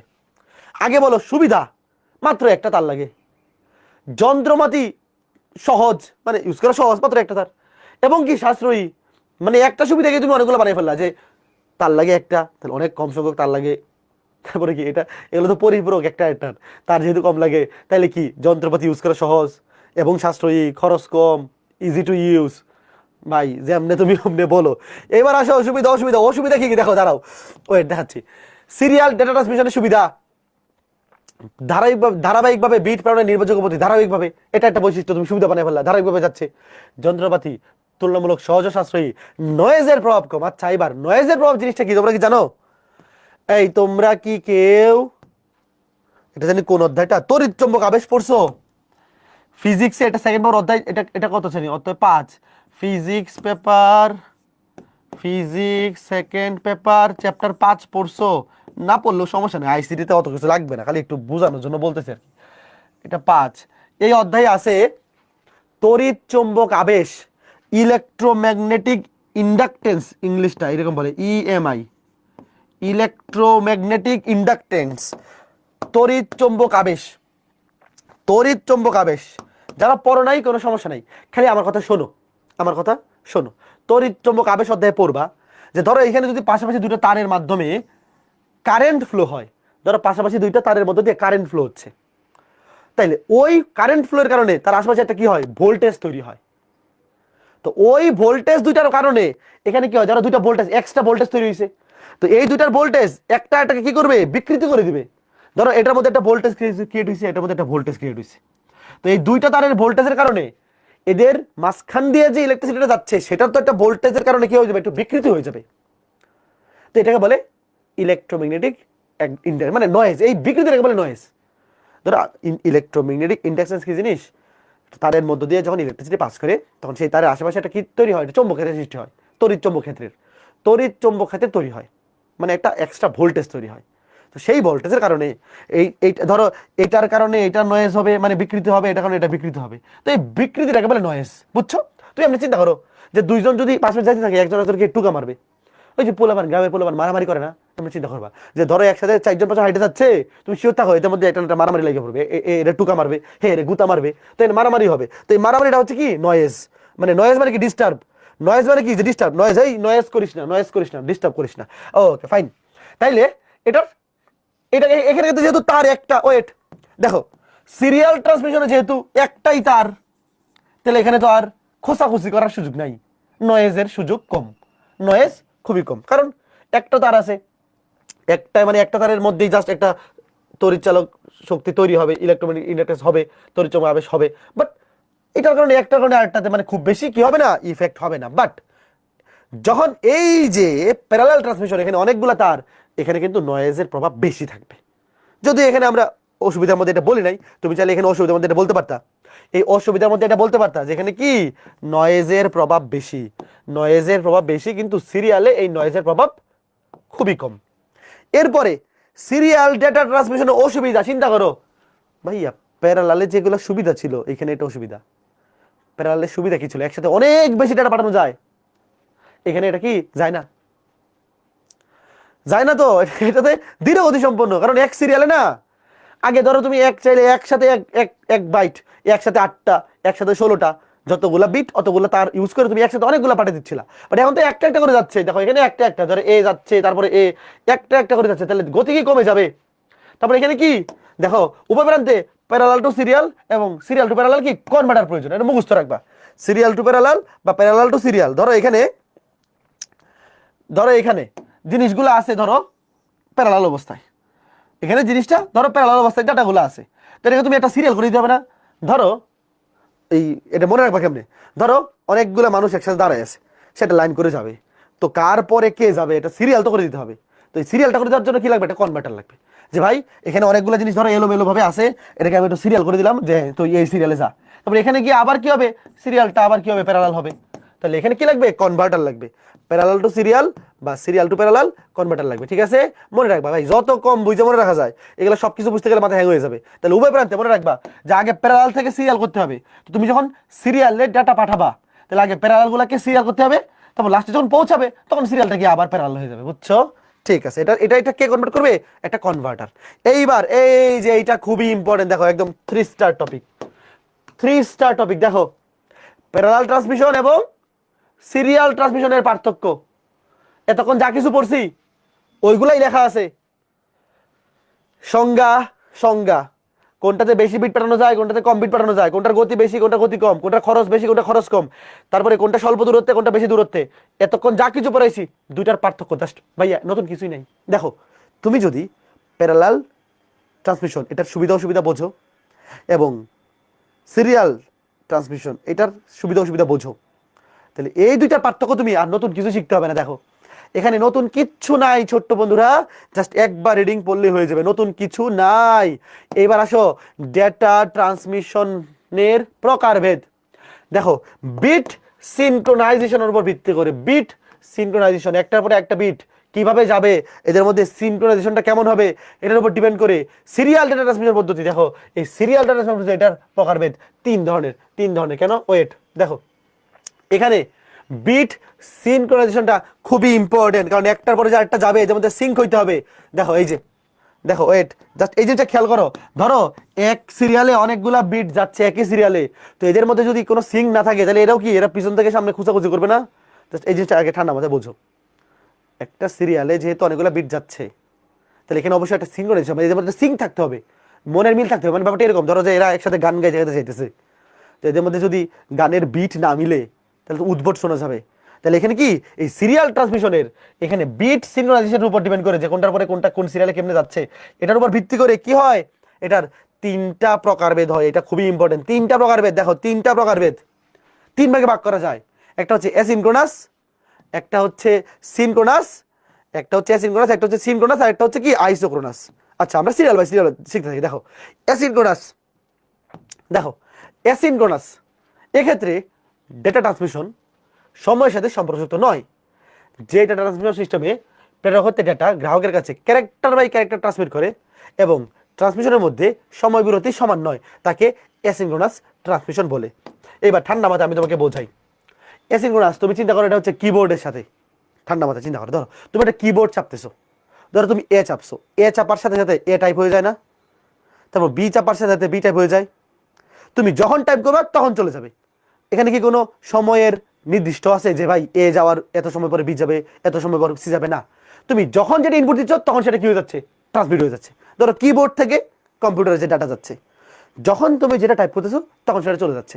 তো এখানে কি সময়ের ব্যবধান সমান নয়, দেখো সময়ের সাথে সম্পর্কযুক্ত নয়, মানে এরকম কোনো নিয়ম নাই যে একটার পরে একটা কত সময় পরে যাবে না যাবে না। তুমি এখন চাপতেছো এ বি, এ বি চলে যাচ্ছে, তারপর একটু রেস্ট নিয়ে পরে চাপতেছো সি ডি, তারপর যখন চাপতে তখন যাচ্ছে। তো সময়ের ব্যবধান এখানে কি নয়, সম্পর্কযুক্ত নয়। তারপরে ক্যারেক্টার বাই ক্যারেক্টার, একটা করে ক্যারেক্টার চাপতেছে একটা করে চলে যাচ্ছে। দেখো এখানে কি ক্যারেক্টার বাই ক্যারেক্টার ট্রান্সমিট করে। ধরো তুমি ধরো আমি অভি লিখবো, এ বি এই চাই, তো আমি যখন এ চাপবো তখনই তো এ চলে যাচ্ছে। কখনো কি এরকম হয় যে আগে আমি এ বি এই চাই, চারটা টাইপ করার পরে চারটা একবারে টাইপ হয় না? এরকম কিন্তু হয় না যে তুমি আগে এ বি এই চাই লিখছো তারপর একসাথে চারটা টাইপ হয়েছে না, তুমি আগে এ চাপছো এ টাইপ হয়ে গেছে, তারপর বি টাইপ হয়ে গেছে, তারপর সি টাইপছো, যখন যেটা চাপতেছো তখন সেটা ট্রান্সফার হয়ে যাচ্ছে। তো এটাকে বলে ক্যারেক্টার বাই ক্যারেক্টার, একটা করে ক্যারেক্টার তুমি চাপতেছো একটা করে ক্যারেক্টার ট্রান্সমিট হয়ে যাচ্ছে, বুঝছো? এবার ঠান্ডা মাথায়, তাহলে এখানে সময় বিরতি সমান নয়। বলো এবার কে কে বুঝতে পারছো? ওয়েট, ঠান্ডা মাথায় তুমি এই চিন্তা করো যে পরীক্ষায় কেমন লিখবা, দেখো যেখান থেকে এতটুক এই সংখ্যাটা কেমন লিখবা, দেখো একটু কষ্ট করে একটু বুঝে ফেলো। তুমি চিন্তা করো যে এইভাবে চিন্তা করো যে সিনক্রোনাস ট্রান্সমিশন এটা হচ্ছে কি কিবোর্ড, খেয়াল করে দেখো এই সিস্টেমে প্রেরকের ডাটা গ্রাহকের কাছে, প্রেরক থেকে গ্রাহক, এখানে প্রেরক হচ্ছে কিবোর্ড, গ্রাহক হচ্ছে computer, character by character transmit হয়। তুমি আমরা চিন্তা করবা যে একটা করে আমি বাটন প্রেস করতেছি একটা করে চলে যাচ্ছে, ক্যারেক্টার বাই ক্যারেক্টার চলে যাচ্ছে, এবং এই ট্রান্সমিশনের মধ্যে সময় বিরতি সমান নয়। এ আর বি চাপার মাঝখানে সময় বিরতি কখন হবে এটা তো আমার ইচ্ছা, আমি যেটা চাপতেছি, সময় বিরতি সমান নয়। এটা হচ্ছে অ্যাসিনক্রোনাস, এই কথা বুঝছো? এক্ষেত্রে প্রেরক যখন খুশি ডেটা প্রেরণ করতে পারে। দেখো এইগুলো একটু কিবোর্ড, তুমি চিন্তা করো কিবোর্ড থেকে তুমি বা টাইপ করতেছো, তোমার ভাই তোমার কিবোর্ডও চিন্তা করার দরকার নাই, তুমি চিন্তা করো তুমি মোবাইলে টাইপ করতেছো, ইচ্ছা মতো তোমার যখন খুশি তখন ডাটা প্রেরণ করতে পারবা। তেমনই প্রাপকও ডাটা ঘনের মধ্যে সর্বদা প্রস্তুত থাকে, শুরু ও শেষ বোঝাতে এক বা একাধিক বিট ব্যবহার করা হয়। এখন ওয়েট, তুমি যে একটা ডাটা পাঠাইবা, এটা কখন শুরু হচ্ছে কখন শেষ হচ্ছে এটা গ্রাহকের বুঝতে হবে না? অবশ্যই বুঝতে হবে। ধরো ক্লাসটা কখন শুরু হচ্ছে, ক্লাসটা কখন শেষ হচ্ছে, এটা তো অবশ্যই তোমার বুঝতে হবে। তো এটা বোঝানোর জন্য কি এক বা একাধিক বিট ব্যবহার করা হয়, এদেরকে যথাক্রমে স্টার্ট বিট এবং স্টপ বিট বলে। ধরো তুমি একটা ডেটা পাঠাচ্ছ ক্যারেক্টার বাই ক্যারেক্টার, তো সেখানে কখন শুরু হচ্ছে ডেটাটা কখন শেষ হচ্ছে এটা বোঝানোর জন্য স্টার্ট বিট এবং শেষের জন্য স্টপ বিট থাকে। তো ঠিক আছে, তাহলে এক বা একাধিক স্টার্ট বিট এবং স্টপ বিট ইউজ করা হয়। তো খেয়াল করে দেখো, আমরা এখানে কি মনে রাখবো, যে অ্যাসিনক্রোনাস, এই দুটো ইনফরমেশন মনে রাখলেই হবে যে এটা কি করে, অ্যাসিনক্রোনাস ট্রান্সমিশনে কি হয়, ক্যারেক্টার বাই ক্যারেক্টারটা ট্রান্সমিট হয় এবং সময় বিরতি সমান নয়। ঠিক আছে, আচ্ছা ফাইন। এবার দেখো এই যে ক্যারেক্টার বাই ক্যারেক্টার ট্রান্সমিট হয়, আমরা তো শিখলাম যে এক ক্যারেক্টার সমান কি 8 বিট মানে 1 বাইট। এখন এই যে স্টার্ট বিট এবং স্টপ বিট পড়ছি না, দেখো স্টার্ট বিটে থাকে একটা বিট, স্টপ বিটে একটাও থাকতে পারে দুইটাও থাকতে পারে, তবে আমরা শেখার সময় দুইটা সহই শিখবো। এখানে এফিসিয়েন্সি বের করতে দেয়। তো শোনো, স্টার্ট বিট একটা স্টপ বিট দুইটা, এটা মনে রাখো। স্টার্ট বিট একটা, স্টার্ট বিট এক বিট একটা, স্টার্ট বিট একটি, স্টপ বিট এক বা একাধিকও হইতে পারে, তবে আমরা নরমালি স্টপ বিটটাকে দুইটা হিসেবে শিখবো, পরীক্ষায় আসলে দুইটা দিয়েই করব। স্টার্ট বিট হচ্ছে একটা আর স্টপ বিট হচ্ছে দুইটি। স্টার্ট বিট একটি, স্টপ বিট একটি। Okay fine. তো খেয়াল করে দেখো, তোমার এই চিত্র আঁকা লাগবে না, এই চিত্র পরীক্ষা লাগবে না, তুমি খালি দেখো ব্যাপারটা কি। তুমি দেখো, ধরো এটা হচ্ছে সেন্ডার যে পাঠাচ্ছে, এটা হচ্ছে রিসিভার যে রিসিভ করতেছে। ধরো এই যে এখানে কি character by character data transmit হচ্ছে, এখানে স্টপ বিট একটা দেওয়া আছে, বাট তুমি চিন্তা করো যে এখানে ধরো যে এই দিক থেকে এইদিকে যাচ্ছে ডাটা, তাহলে এই যে স্টার্ট বিট এই যে স্টপ বিট, এখানে একটা একটা দেওয়া আছে, বাট আমরা যখন করবো স্টপ বিট দুইটাও হইতে পারে, দুইটা ধরে করবো। দেখো এই যে, দেখো মাঝখানে 8টা বিট আছে মানে একটা ক্যারেক্টার। ওই দেখো এই যে, দেখো এই যে দেখো ক্যারেক্টার বাই ক্যারেক্টার যাচ্ছে। ধরো যে তুমি চাপছো, ধরো এটা এটা এ, এটা ধরো ঢুকে গেছে অর্ধেকটা, এ বি এইচ আই, ধরো এমনি, তাহলে এটা অর্ধেকটা ঢুকে গেছে। ধরো এইটা দেখো, এই দেখো 8টা বিট মানে একটা ক্যারেক্টার, তার সামনে আছে স্টার্ট বিট, পিছনে আছে স্টপ বিট। তবে আমরা স্টপ বিট যখন ম্যাথ করবো আমরা দুইটা ধরে করবো। এই দেখো ওয়েট ওয়েট, ধরো খেয়াল করো, স্টার্ট বিট হয় একটি, স্টপ বিট একটা বা দুইটা হয়। স্টার্ট বিট একটা, স্টপ বিট একটা বা দুইটা হইতে পারে। ফলে একটি 8 বিট ক্যারেক্টার, 8 বিট মানে 1 বাইট, 1 বাইট মানে এক ক্যারেক্টার পাঠাতে মোট 10 বা 11 বিটের প্রয়োজন হয়। এই কথাটার মানে কি ভালো মতো বোঝো। ধরো এই যে একটা ক্যারেক্টার বা 1 বাইট, এখানে বিট আছে কয়টা, 8টা। 8টা। ধরো তুমি এটাকে এইদিকে পাঠাবা, তাহলে এটা স্টার্ট বিট লাগবে একটা, এই দেখো এটা হচ্ছে স্টার্ট বিট, এই যে এটা, এই দেখো শুরুতে এটা কি স্টার্ট বিট, আর লাস্টে কি স্টপ বিট একটা হইতে পারে দুইটা হইতে পারে, বাট আমি এখানে দুইটা দিয়ে দেখাচ্ছি। হ্যাঁ, পরীক্ষায় তুমি দুইটা দিয়ে করো। দেখো তাহলে স্টার্ট বিট একটা, স্টপ বিট দুইটা। তাহলে আমাকে বলো তো, এই 8 বিটের একটা ক্যারেক্টার পাঠানোর জন্য তোমার মোট মোট বিট কয়টা পাঠাইতে হচ্ছে, 2 আর 3 আর 8, 11টা না? বলো 8 বিট পাঠাইতে মোট বিট লাগতেছে কয়টা, 11টা। যেহেতু স্টার্ট এবং স্টপ উল্লেখ করে দিতেছে, কে কে বুঝতেছো? দেখো ভাইয়া, আমার মেইন ইনফরমেশন কিন্তু এই 8 বিট এক ক্যারেক্টার, তো যেহেতু স্টার্ট এবং স্টপ মেনশন করে দিতে হবে, তো স্টার্টে একটা বিট লাগবে, স্টপ বোঝাইতে দুইটা বিট লাগবে, তো মোট আমার বিট লাগতেছে কয়টা, 11টা। তাহলে বলো দেখেন এফিসিয়েন্সি কত? এফিসিয়েন্সি তোমরা ফিজিক্সে পড়ছো না, মোট বিট যাচ্ছে 11টা, আর এদের মধ্যে কার্যকরী বিট হচ্ছে 8টা ইন্টু 100%। যেহেতু এফিসিয়েন্সিকে আমরা শতকরা এককে বলি, এটা কত আসে, 72 সামথিং আসবে। বলো বলো এফিসিয়েন্সি কত, 8/11, 72.727, 72.727, এই যে এত পার্সেন্ট। এটা হচ্ছে অ্যাসিনক্রোনাস ট্রান্সমিশনের এফিসিয়েন্সি বা কর্মদক্ষতা। কে কে বুঝছো? এই জিনিসটা যখন পরীক্ষা আসবে তুমি 11 দিয়ে করবা, 10 দিয়ে না। সব জায়গায় 11 দিয়ে করা হয়। দেখো এই যে ভাইয়া স্টপ বিট কিন্তু একটাও হইতে পারে, তো স্টপ বিট যদি একটা হয় তখন আবার টোটাল বিট হবে 10টা। বাট আমরা যখন এফিসিয়েন্সি হিসাব করি আমরা সবচেয়ে বেশি বিট ধরে সর্বনিম্ন এফিসিয়েন্সিটাই হিসাব করি। তুমি যদি এখানে 10 দেও, 10 দিলে কিন্তু পারবে 80% হবে। তুমি যদি এখানে 8/10 দাও 80% হবে এফিসিয়েন্সি। বাট আমরা হিসাব করার সময় এফিসিয়েন্সিটাকে কম ধরে হিসাব করি। কম ধরে হিসাব করে রিস্ক ফ্রি, যে ভাই আইদার এটা হবে এফিসিয়েন্সি বা তার চেয়ে বেশি হবে। তো কাজ যদি বেশি হয় তাহলে তারও ভালো। আচ্ছা ফাইন। তাহলে এইবার এই যে বৈশিষ্ট্য দেখো ভাই, আমি জিনিসগুলো এমনভাবে ব্যাখ্যা করছি, বৈশিষ্ট্যগুলো সব এখানে পড়াই ফেলছি ভাই। একটু দেখো তোমরা কি বুঝতেছো যে আমি যেমন বোঝাচ্ছি একটু কষ্ট করে তুমি যদি ক্লাসটা করো মনে রাখা ইজি হবে। তুমি চিন্তা করো যে কিবোর্ড থেকে তুমি কোথায় পাঠাচ্ছ, কম্পিউটারে একটা করে কিবোর্ড, একটা করে ক্যারেক্টার চাপতেছে, একটা করে চলে যাচ্ছে। সময় বিরতি সমান নয়, সময় বিরতি সমান নয়, এটা ক্যারেক্টার বাই ক্যারেক্টার ট্রান্সফার হচ্ছে। এবার দেখো দেখো ক্যারেক্টার বাই ক্যারেক্টার পেরিতে হয়, 2টি ক্যারেক্টার পাঠানোর মধ্যবর্তী সময় অনির্ধারিত। তুমি যখন চাপ প্রেস করবা তখন যাবে। ক্যারেক্টারের শুরুতে ও শেষে স্টার্ট ও স্টপ বিট প্রয়োজন, হ্যাঁ দরকার। ধীর গতি ও অল্প ডেটা ট্রান্সমিশন, দেখো এটা কি ধীর গতির এবং অল্প ডেটা। তুমি যেহেতু এখানে কি মানে যেহেতু এটা সিরিয়াল ডাটা ট্রান্সমিশনের একটা অ্যাসিনক্রোনাস, সময় ব্যবধান সমান নয়, এটা তুমি জাস্ট অল্প ডেটা পাঠাইতে পারবা। বা কিবোর্ড দিয়ে তো তুমি অল্প জিনিসই পাঠাচ্ছ, মানে এটা দিয়ে তো আর তুমি একদম উল্টা ফেলতেছো না দুনিয়া। স্বল্প দূরত্বে এই পদ্ধতি কার্যকর, দেখো যেটা ইম্পর্টেন্ট। স্বল্প দূরত্বে দেখো যে কিবোর্ড এবং কম্পিউটার, তুমি চিন্তা করো তুমি অল্প ডেটা ইউজ করতেছো এবং কি স্বল্প দূরত্বে কাছাকাছি বসে। ঠিক আছে, তো এগুলো কিন্তু মনে রাখতে পারবে এবং পরীক্ষা আসবে। তো এটা গেলো অ্যাসিনক্রোনাস। আচ্ছা ফাইন, এবার আসো সিনক্রোনাস। সিনক্রোনাস আমাকে বলো তো, অ্যাসিনক্রোনাসটা যেহেতু একটা করে প্রেস করলে সাথে সাথে চলে যাইতো এবং সময় বিরতি সমান ছিল না, তাহলে এখানে কি হবে? উল্টা কাজগুলা একটু বুদ্ধি করে শিখলে মনে রাখা সহজ। দেখো এখানে ব্যাপারটা কি, ধরো আমি আগে উদাহরণ দিয়েছিলাম যে ওভি এ বি এইচ আই, ধরো যে এ চাপার সাথে সাথে চলে গেছিল, বি চাপার সাথে সাথে চলে গেছিল। আর যদি এরকম হইতো যে আমি আগে ওবি এ বি এইচ আই পুরোটা টাইপ করবো, তারপরে একবারে ওবি উঠবে। বা ধরো আমার পুরো নাম অভি দত্ত তুষার, পুরোটা টাইপ করে শেষ হলে একবারে পুরোটা আসবে, হইতে পারে না এরকম?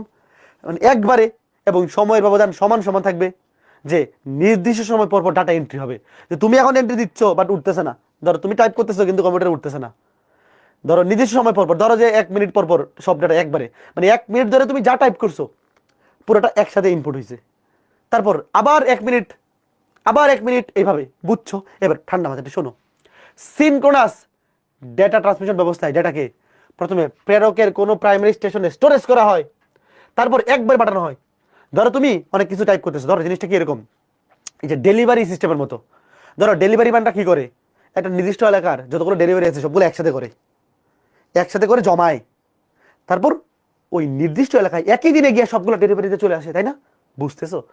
ধরো তোমার কাছে একটা নির্দিষ্ট উপজেলার ডেলিভারি জমা আসতেছে, তুমি কি আজকে একটা কালকে একটা এভাবে দিবা? তুমি চেষ্টা করবা কি আগে একটু জমাই, আগামী 2 দিনের ডেলিভারিগুলো একসাথে করি, তারপর ওই এলাকার যতগুলো আছে একবারই ওইগুলো দিয়ে চলে আসি, ওই এলাকারগুলো একবারই দিয়ে চলে আসি। তো এই সিস্টেমটা হচ্ছে কি synchronous data transmission method.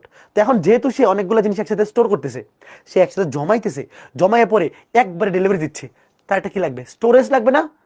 Storage না থাকলে সে জমাবে কই? সে কি রাস্তায় রাস্তায় ঘুরবে? বুঝছো? তো খেয়াল করে দেখো, তার কি লাগবে? একটা স্টোরেজ ডিভাইস লাগবে। যে স্টোরেজ ডিভাইসে সে কি করবে? ক্যারেক্টারগুলোকে স্টোর করবে, এবং এই স্টোর করে সে কি করবে? একটা ব্লক বানাবে। একটা ব্লক মানে ধরো অনেকগুলো ক্যারেক্টার সে কি করবে? একসাথে একসাথে জমা করবে। জমা করে সে কি করবে? দেখো এই যে দেখো, তারপর ডেটা ক্যারেক্টার সমূহ একাধিক ব্লকে বিভক্ত করে পাঠাবে, এবং প্রতিবারে একটা ব্লক পাঠাবে, এবং পাশাপাশি 2টা ব্লক পাঠানোর মধ্যবর্তী সময় সমান। এই প্রত্যেকটা ব্লককে প্যাকেট বলে। ধরো অনেকগুলো ক্যারেক্টারকে তুমি কি করলা? একসাথে প্যাকেটের মধ্যে ঢুকাইলা।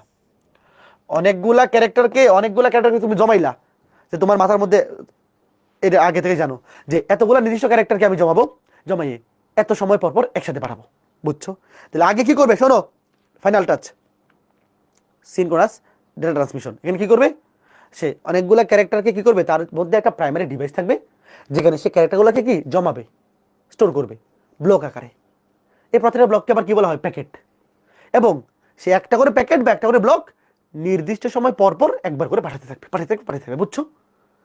ধরো সে অনেকগুলা ক্যারেক্টার জমা করছে, একটা ব্লক বানাইছে, তো একসাথে অনেকগুলা ইনফরমেশন একসাথে পাঠিয়ে দিচ্ছে, বুঝছো?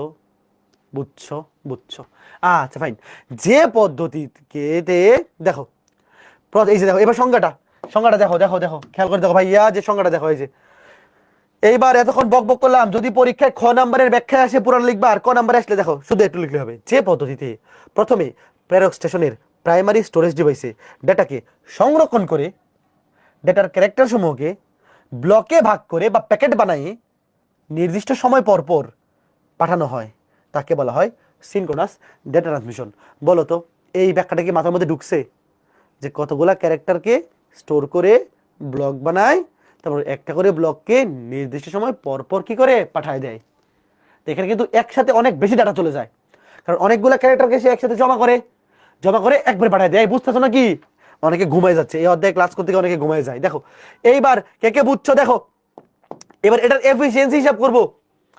এইটার এফিসিয়েন্সি বেশি, খেয়াল করে দেখো। ওয়েট, ব্লক পাঠাতে ও সমন্বয় করতে ব্লক পালস ব্যবহার করা হয়। যে ব্লক পাঠাতে ভাইয়া নির্দিষ্ট সময় পর পর পাঠাইতে হবে, এর জন্য কি ব্যবহার করে? Block pulse. প্রতিটি ব্লকে সাধারণত 180 থেকে 132টা ক্যারেক্টার, বা ক্যারেক্টার মানে বাইট, মানে 80 থেকে 132টা বাইট। দেখছো তুমি 80 ধরো, মানে সর্বনিম্ন ধরে হিসাব করো। তাইলে এখানে দেখো একবারে 80টা ক্যারেক্টার একবারে পাঠাই দেয়। ধরো অ্যাসিনক্রোনাস কি করে? একটা করে ডেলিভারি দেয়, একটা একটা একটা একটা। আর সিনক্রোনাস একসাথে 80টা পার্সেল জমায় একবারে ডেলিভারি। যা, বুঝছো? এক এলাকার যতগুলো আছে, ধরো একটা এলাকার মোট 80টা পার্সেল আছে, তো সেই সবগুলো জমাই একবারে ডেলিভারি দিয়ে গেছে। ধরো নির্দিষ্ট দিন পর পর, ধরো সে প্রতিদিন ডেলিভারি দেয় না, সে ধরো বুদ্ধিমান, সে করে 3 দিনের অর্ডারগুলো জমায়, 3 দিনের অর্ডারগুলো জমাইয়ে একবারে ডেলিভারি দেয়। বুঝছো? আচ্ছা ওয়েট, এবার দেখো, প্রতিটি ব্লকে 80 থেকে 132টি বাইট থাকে বা ক্যারেক্টার থাকে, এবং ক্যারেক্টারগুলোর মাঝে কোনো স্টার্ট বা স্টপ বিট নাই, কারণ প্রতিটা ক্যারেক্টারের মাঝখানে তো আর একসাথে আলাদা করে স্টার্ট বিট স্টপ বিট দরকার নেই, কারণ সবগুলো কিছু একসাথে জমাইছে। তবে এখানে পরবর্তী পেজে দেখতেছি, আগে দেখো এই পদ্ধতিকে কি বিরতিহীন ডেটা ট্রান্সমিশনও বলে। ব্লকের শুরুতে হেডার এবং ট্রেলার থাকে। ওয়েট, ভালো মতো বুঝছো? যখন আমরা অ্যাসিনক্রোনাস পড়তেছিলাম, মনে আছে? প্রত্যেকটা বাইট মানে 8 বিটের, সামনে একটা স্টার্ট বিট থাকে, লাস্টে 2টা স্টপ বিট থাকে। বাট এইখানে 80টা বাইট একসাথে সে কি করে রেডি করে। তো 80টা বাইট বা 80টা ক্যারেক্টার, পাশাপাশি 2টা ক্যারেক্টারের মাঝখানে কিন্তু আলাদা করে কিছু দরকার নেই এখানে। আর সে 80টা ক্যারেক্টার একসাথে করছে। তবে অবশ্যই এখানে যেহেতু এটা ট্রান্সমিশন হবে, শুরু এবং শেষ বোঝাইতে এবং পুরা জিনিসটা নিয়ন্ত্রণ করতে, যেহেতু এখানে একসাথে ধরো 80টা ক্যারেক্টার আছে, তো এটাকে তো নিয়ন্ত্রণ করারও একটা ব্যাপার আছে, যাতে কোনো উল্টাপাল্টা কিছু না হয়।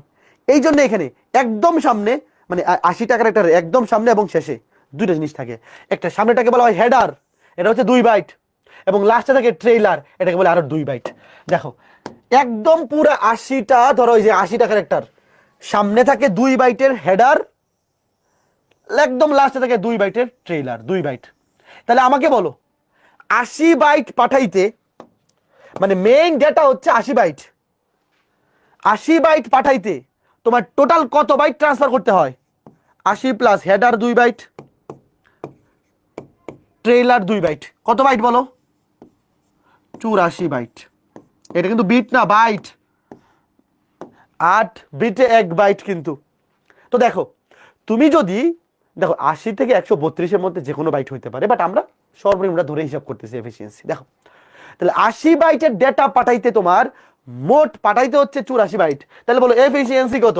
বলো, এই সিনক্রোনাস ট্রান্সমিশনের এফিসিয়েন্সি কত? টোটাল পাঠাইতে হচ্ছে 84, তার মধ্যে কাজে লাগতেছে 80 ইন্টু 100%, বলো কত? তাহলে তোমাকে যদি প্রশ্নে বলে অ্যাসিনক্রোনাস এবং সিনক্রোনাস এই দুইটার মধ্যে কোনটার এফিসিয়েন্সি বেশি, তুমি কি বলবা? বলো বলো, যদি বলে ব্যাখ্যা করো, ব্যাখ্যা করতে বললে পারবা? 95.24, 238 হয়, 24 লিখে দিই, 95.24%। বলো, তাহলে আমরা এটা বুঝতে পারলাম অ্যাসিনক্রোনাস এবং সিনক্রোনাসের মধ্যে সিনক্রোনাস ডেটা ট্রান্সমিশনের দক্ষতা অনেক বেশি। ওইটা ছিল মাত্র 72, এটা কি অনেক বেশি। তো ব্যাপারটা কি বুঝতে পারছো? আমি তোমাকে একটু ক্লিয়ার করে দিই। ধরো ব্যাপারটা হচ্ছে এরকম, ধরো এই যে ডেটা এদিক থেকে এদিকে পাঠাচ্ছ, ধরো এখানে আছে সেন্ডার যে প্রেরণ করতেছে, আর এখানে আছে রিসিভার। ধরো তাইলে দেখো এই যে ব্যাপারটা হচ্ছে এরকম, যেটা হচ্ছে মেইন ডেটা ফিল্ড, 80 বাইট থেকে 132 বাইটের মধ্যে হইতে পারে, আমরা 80 বাইট ধরলাম। তার সামনে হেডার থাকে 2 বাইটের এবং ট্রেইলার থাকে আরো 2 বাইটের, তাইলে মোট তুমি পাঠাচ্ছ 84 বাইট, তার মধ্যে আসলে ডেটা আছে 80 বাইট।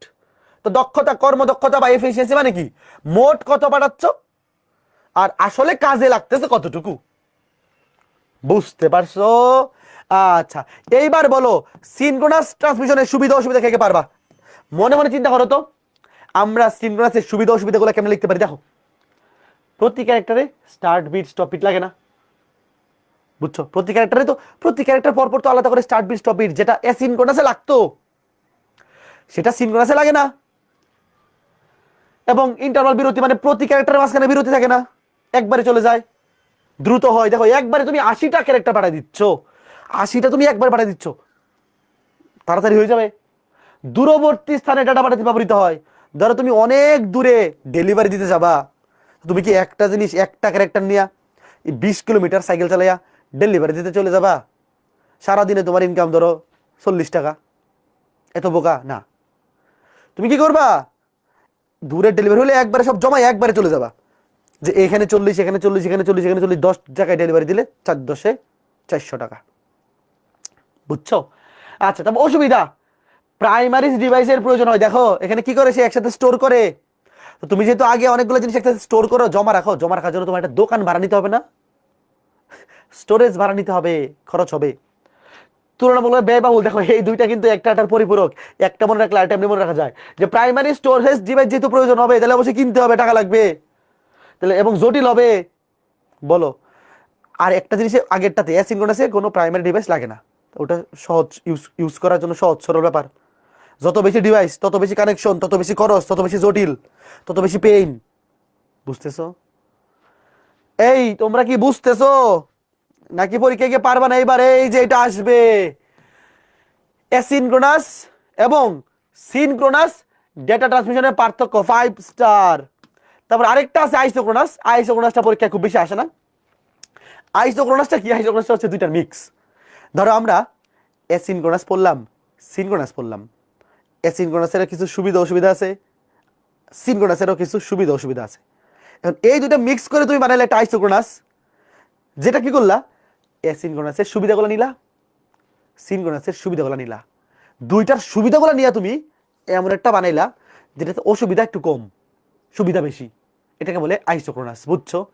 মেইন মেথড বা মেইন সিস্টেম হচ্ছে দুইটা, সিনক্রোনাস মানে মেইন প্রকারভেদ দুইটা, আইসোক্রোনাস, সরি অ্যাসিনক্রোনাস, সিনক্রোনাস। আর এই দুইটাকে মিক্স করে, দুইটার সুবিধাগুলো ইউজ করে যেটা বানানো হয়েছে সেটা হচ্ছে আইসোক্রোনাস। এতে পরীক্ষায় খুব বেশি আসে না, তবে তুমি দেখবা আইসোক্রোনাসের সুবিধা বেশি, অসুবিধা কম। দেখো সুবিধা বেশি, কারণ কি সবগুলো মিক্স করে বানানো হয়েছে, মানে অ্যাসিনক্রোনাসের সুবিধা এবং সিনক্রোনাসের সুবিধা দুটা মিক্স করে বানানো হয়েছে, এই জন্য এর সুবিধাগুলো কি বেশি। আচ্ছা, এইবার ডেটা ট্রান্সমিশন মোড। মোড মানে কি? মোড মানে হচ্ছে দেখো দিক নির্দেশনা, মোড, যে কোন মোডে তুমি চালাবা জিনিসটা। ধরো তোমার কাছে একটা ডিভাইসে অনেকগুলো মোড আছে, তুমি দিক নির্দেশনা দিয়া যে আমি কোন মোডটাতে চালাতে চাই। তো এটা ব্যাপারটা হচ্ছে এরকমই অনেকটা, ডেটা প্রবাহের নির্দিষ্ট দিক নির্দেশককে ডেটা ট্রান্সমিশন মোড বলে। মানে কোন দিকে যাবো, মানে দিক নির্দেশনা মানে কি, কোন দিকে যাবো এটা বলে দেওয়া। দেখো ডেটা ট্রান্সমিশন মোড মানে হচ্ছে, তুমি চিন্তা করো এমনি, যে ডেটা কোন দিক থেকে কোন দিকে যাবে। ধর এখানে তো ব্যাপার দুইটা, ডেটা ট্রান্সমিশনে আগে দুইটা ডিভাইস ছিল, মনে আছে? একটা ছিল প্রেরক, একটা প্রাপক। ওয়েট, ডেটা ট্রান্সমিশনের ডিভাইস তো মিনিমাম দুইটা লাগবে, একটা হচ্ছে প্রেরক, একটা হচ্ছে প্রাপক। তো ডেটা কি প্রেরক থেকে প্রাপকের দিকে যাবে নাকি প্রাপক থেকে প্রেরকের দিকে আসবে? হইতে পারে না, ডাবলে তো হইতে পারে, যে এ এর পাঠাচ্ছে আবার এ এর পাঠাচ্ছে। ধরো তুমি মোবাইলে কথা বলতেছো, তুমিও ওরে কথা বলতেছো, ও তোমার সাথে কথা বলতেছো, তুমি ওকে পাঠাচ্ছ, ও তোমাকে পাঠাচ্ছে, তাহলে দুই দিকেই পাঠাচ্ছে এখানে। আবার ধরো রেডিও, রেডিওতে কি হয়, রেডিওতে তুমি কোনো কথা বলতে পারো না, ওই দিক থেকে শুধু একজন কথা বলে, তুমি খালি শুনো, ওটা শুধু একদিকে। তারপর ওয়াকি টকি, ওয়াকি টকি আবার মিক্স, এখানে দুইজনে দুইজনের সাথে কথা বলতে পারে, বাট একই সাথে দুইজন কথা বলতে পারে না, আগে একজন কথা বলে তারপর আরেকজন।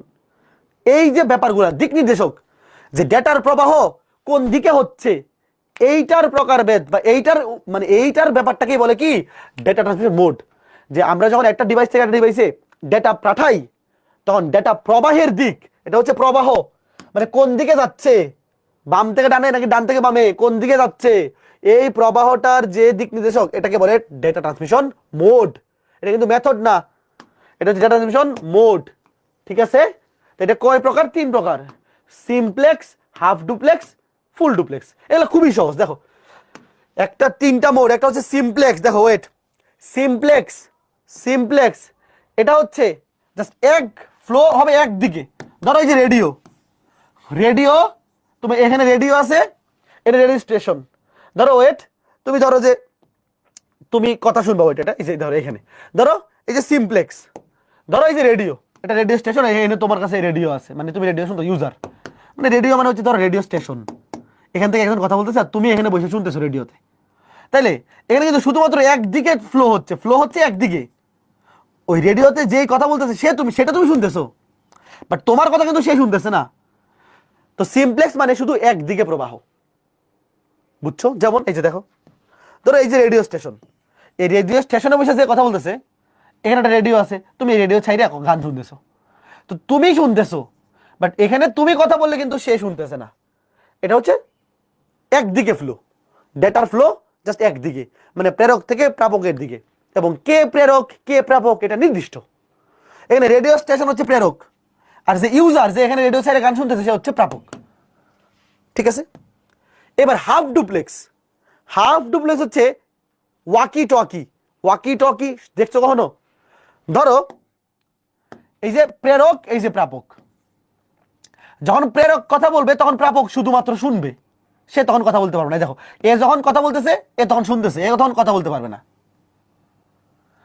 আবার উল্টাটা, এ যখন কথা বলবে এ তখন শুনবে, এ তখন কথা বলবে এ তখন শুনবে, এ তখন কথা বলতে পারবে না। মানে এখানে উভয়ই কথা বলতে পারবে এবং শুনতে পারবে, তবে একই সাথে পারবে না। এটা হচ্ছে ধরো প্রথমে এ কথা বলতেছে, এ প্রেরক এ প্রাপক, আবার যখন এ কথা বলতেছে এ প্রেরক এ প্রাপক, তাহলে এখানে উভয়ই প্রেরক এবং প্রাপক হিসেবে ইউজ হইতে পারে, তবে একই সাথে পারবে না।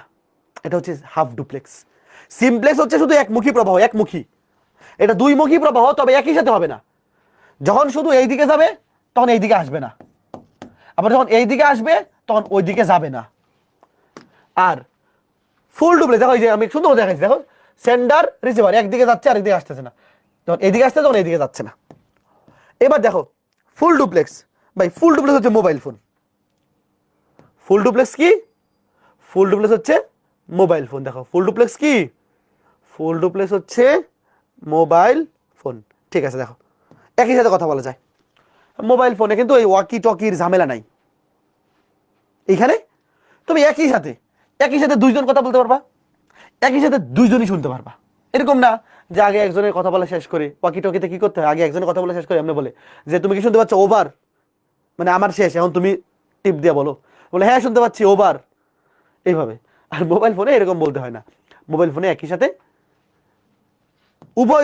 উভয়মুখী প্রবাহ পসিবল। তো এটা কি? এটা হচ্ছে 3টা data transmission mode. Data transmission mode, simplex, half duplex, full duplex, এই 3টার পার্থক্য।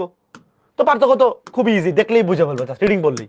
যেখানে কি জাস্ট একদিকে ফ্লো, এখানে দুই দিকেই ফ্লো, কিন্তু একই সাথে হইতে পারে না, এখানে দুই দিকে হইতে পারে। তারপর এটা কর্মদক্ষতা সবচেয়ে কম, এটা মাঝারি, এটা সবচেয়ে বেশি। সবচেয়ে ভালো তো এইটাই, তাই না? এটা তো সবচেয়ে ভালো, জাস্ট রিডিং বললেই বুঝবা। তো এটা কি বললাম? Data transmission mode. এখন অনেকে এটা উল্টা পাল্টা করে, খেয়াল করে দেখো, ভালো মতো বুঝছো। এটা হচ্ছে ডেটা ট্রান্সমিশন মোড। ট্রান্সমিশনটা কোন দিকে হচ্ছে, ফ্লো প্রবাহ কোন দিকে, এটার উপর ডিপেন্ড করে 3 প্রকার, simplex, half duplex, full duplex. এটা গেল ডেটা ট্রান্সমিশন মোড। এখন হচ্ছে ডেটা ডেলিভারি মোড, এটা কিন্তু আর আলাদা জিনিস। আগেটা ছিল ট্রান্সমিশন, আর এটা হচ্ছে ডেলিভারি। তুমি এবার চিন্তা করো, তুমি ধরো ডেলিভারি ম্যান। এটা হচ্ছে 3 প্রকার, ইউনিকাস্ট, মাল্টিকাস্ট, ব্রডকাস্ট। দেখো ওয়েট, প্রাপকের সংখ্যা ও গ্রাহকের ডেটা গ্রহণের অধিকারের উপর ভিত্তি করে ডেটা ডেলিভারি বা বিতরণ মোডকে 3 ভাগে ভাগ করা যায়। এটা হচ্ছে দেখা করে দেখো, উল্টোপাল্টা করিও না, শোনো আমি বলে দিচ্ছি। প্রাপকের সংখ্যা, ধরো রিসিভার অনেক বেশি, ধরো আমি একটা জার্সি গিফট দিব, মানুষ আসো 200 জন, তো আমি যে জার্সিটা গিফট দিব এখানে একটা ব্যাপার আছে না, আমার কাছে জার্সি আছে একটা, দিতে মানুষ আছে 200 জন, তাহলে অবশ্যই এখানে এমন একটা ডেলিভারি দেওয়ার আগে একটা আমার চিন্তা করতে হবে, আমি কারে দিব। ঠান্ডা মাথায় চিন্তা করো।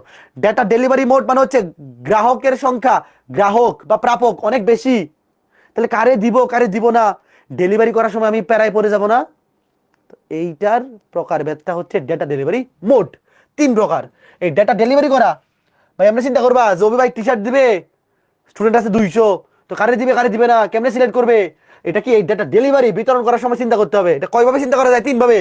Unicast, multicast, broadcast. Unicast, multicast, broadcast, নামের মধ্যে পরিচয়। ইউনিকাস্ট দেখো, ইউনিকাস্ট মানে একজন রে দিব। ধরো এই দেখো, এই যেটা হচ্ছে অভি ভাই, জার্সি আছে একটা, মানুষ আছে অনেক বেশি, দেখো অনেক বেশি, তো আমি জাস্ট একজনকে চুজ করলাম যে আমি এরে দিব, আর কাউকে দিব না। এরে আমার পছন্দ হয়েছে, একে দিব আর কাউকে দিব না। এটা হচ্ছে ইউনিকাস্ট। দেখো ইউনি নামের মধ্যে পড়ছে, ইউনি মানে একজন, যে অনেক বেশি গ্রাহক আছে কিন্তু আমি দিব একজনকে, বলে 1 to 1, এটাকে বলে 1 to 1 বা পয়েন্ট টু পয়েন্ট, 1 to 1 বা পয়েন্ট টু পয়েন্ট। বুঝতে পারছো? এবার রিডিং করবা। দেখো ইউনিকাস্ট ব্যবস্থায় একটি প্রেরক থেকে কেবল একটি গ্রাহকের কাছেই ডেটা পাঠানো যায়। একটা প্রেরক থেকে একটা গ্রাহকের কাছে, উল্টাপাল্টা করিও না। দেখো তো এটা গেল কি ইউনিকাস্ট। এবার খেয়াল করে দেখো ইউনিকাস্ট, এরপরে 2 নম্বরে কি ছিল? মাল্টিকাস্ট। এটা কি উল্টাপাল্টা হয়ে গেছে? আচ্ছা ব্রডকাস্ট, দেখো সমস্যা নেই, সিরিয়াল সমস্যা নেই। ইউনিকাস্ট, তারপরে ব্রডকাস্ট। দেখো ব্রডকাস্ট মানে ব্রড মাইন্ডেড, অভিনেতা ব্রড মাইন্ডেড, হ্যাঁ, যে অভিনেতা ব্রড মাইন্ডেড, অনেক দয়ালু মানুষ, ব্রড। 200 জন আছে, 200 জনকে জার্সি পাঠিয়ে দিছে, ধর সমস্যা নেই, নিয়ে যাও, একদম ফ্রি, সবাই নিয়ে যাও। এটা হচ্ছে কি ব্রডকাস্ট। ধরো এই যে সবাইকে জার্সি পাঠিয়ে দিছি, হ্যাঁ, যে অভিনেতার মতো মানুষই হয় না, দয়ার শরীর, একবারে ব্রডকাস্ট। বুঝছো? এখানে আমার দেখা দেখির কোনো কিছু নাই, কাকে দিব কাকে দিব না চুজ করা কিছু নাই, সবাইকে পাঠিয়ে দিলাম। বুঝছো? যেমন ধরো এই যে ইউটিউবের ফ্রি ক্লাস সবাই দেখতে পাচ্ছে, বা ধরো আজকে রেডিওতে যে একটা অনুষ্ঠান হচ্ছে সবাই দেখতে পাচ্ছে, কেউ কিন্তু আটকাইতেছে না। এইবার মাল্টিকাস্ট, ওয়েট দেখো, এই দেখো উদাহরণ দেখো, রেডিও টেলিভিশন এগুলো হচ্ছে ব্রডকাস্ট, কারণ কি সবাই দেখতে পারে, এখানে কোনো আটকানো নাই যে হ্যাঁ ধরো বিটিভি চ্যানেল আমি দেখতে পারবো তুমি দেখতে পারবা না, না এরকম না, চ্যানেল ওইটা খুললে তুমি সবাই দেখতে পারবা। এবার আসো মাল্টিকাস্ট, এটা হচ্ছে এফআরবি ব্যাচ, যারা কোর্স কিনছে তারা দেখতে পারবে, আর যারা কোর্স কিনে নাই তারা দেখতে পারবে না। তবে এদের মধ্যে অনেকেই আছে ভাইরাসি করে দেখবে, ওরা পরীক্ষায় খারাপ করবে, চিন্তা করো না। দেখো ওয়েট, আচ্ছা তো মাল্টিকাস্ট জিনিসটা কি? ধরো অনেক স্টুডেন্ট, ধরো স্টুডেন্ট আছে ধরো 1 লাখ, তার মধ্যে যারা এফআর হয়েছে এনরোল করছে তাদের সামনে আমি ক্লাস নিচ্ছি। তাহলে ধরো এই যে এরা হচ্ছে এফআর হয়েছে এনরোল স্টুডেন্ট, তো এরা ক্লাসটা দেখতে পারতেছে, এই যে এই 3টা, আর বাকিরা দেখতে পারতেছে না। তো এটা হচ্ছে মাল্টিকাস্ট, যে যারা কোর্সে এনরোলড তারা সবাই দেখতে পারতেছে, মানে একাধিক, এটা 1 to 1 না, একাধিক হইতে পারে, কোনো সমস্যা নেই, অনেক বেশি হইতে পারে। যারা এখানে অথরাইজড ইউজার তারা দেখতে পারবে, বাকিরা দেখতে পারবে না। বুঝছো? আচ্ছা ঠিক আছে ফাইন। তো এইগুলো কি মনে থাকবে বলো? এই দুটার মধ্যে উল্টাপাল্টা হবে বলো? এই ডেটা ট্রান্সমিশন মোড আর ডেলিভারি মোড দুটার মধ্যে কি উল্টাপাল্টা হবে? ট্রান্সমিশন মোড মানে কি, ফ্লো কোন দিকে সেটার উপর ডিপেন্ড করে, simplex, half duplex, full duplex. আর ডেলিভারি, যে কাকে কাকে দিবা কাকে কাকে দিবা না, যদি অনেকগুলো গ্রাহক থাকে সেটার উপর ডিপেন্ড করে, unicast, multicast, broadcast, unicast, multicast, broadcast, unicast, multicast, broadcast. ঠিক আছে? ওকে ফাইন, ঠিক আছে ঠিক আছে ঠিক আছে, আশা করি বুঝতে পারছো, আশা করি বুঝতে পারছো। আচ্ছা ঠিক আছে ঠিক আছে ঠিক আছে। তাইলে এখন আমরা কোথায় যাব? চলো এখন আমরা যাব, এটার পরে যাব আমরা, দেখো মিডিয়াম, ওই যে মাধ্যম, মনে আছে আমরা যে একটা প্রেরক থেকে প্রাপকের কাছে ডেটা পাঠাবো, সেটা পাঠানোর জন্য কি মিডিয়াম লাগবে না? মিডিয়াম দুজনে হইতে পারে, তার যুক্ত তার বিহীন, তার যুক্ত তার বিহীন। তো তার যুক্ত মানে কি কেবল, তারকে আমরা কি বলি? কেবল। তো কেবল 4 ধরনের আছে, টেলিফোন, কোএক্সিয়াল, টুইস্টেড, ফাইবার। তো টেলিফোন কেবল আমাদের সিলেবাসে নাই, ওটা এখন আর ইউজও হয় না, মানে টেলিফোন কি এখন আর আছে নাকি? Coaxial cable, twisted pair cable, fibre optic কেবল। বলো তো এই 3টার মধ্যে কোনটা বেশি ইম্পর্টেন্ট? আমি একদম শুরু দেখাইছিলাম, বলো এই 3টার মধ্যে কোনটা সবচেয়ে বেশি ইম্পর্টেন্ট? ফাইবার অপটিক কেবল সবচেয়ে বেশি পরীক্ষা আনতে আসবে। ঠিক আছে? আচ্ছা 3 4 5 থেকে কি 6টা সিকিউ আসবে? সম্ভাবনা কম ভাইয়া, 3 4 5 6 মিলে 6টা সিকিউ আসবে, কারণ অধ্যায় 1 আর 2 মিলে অবশ্যই 2টা সিকিউ থাকবে, মিনিমাম 8টা সিকিউই তো আছে। তো 6টা সিকিউ কমন ফেলার জন্য অবশ্যই 3 4 5 পড়লে হবে না, 3 4 5 6 এই 4টা ভর্তি হবে। আর অধ্যায় 1 2 পাই ক্ষতি কি করছে তোমার? অধ্যায় 1 2, অধ্যায় 1 তো পানিবাদ রিডিং পড়া, অধ্যায় 1 2 পানিবাদ রিডিং পড়া, রিডিং পড়ে ফেলবা, সমস্যা কি? অধ্যায় 1 2 রিডিং পড়ে ফেলবা। আচ্ছা ঠিক আছে ঠিক আছে, ওই ওকে গুড। এতে সবচেয়ে বেশি ইম্পর্টেন্ট হচ্ছে ফাইবার অপটিক কেবল। দেখো এতে সবচেয়ে বেশি ইম্পর্টেন্ট কোনটা?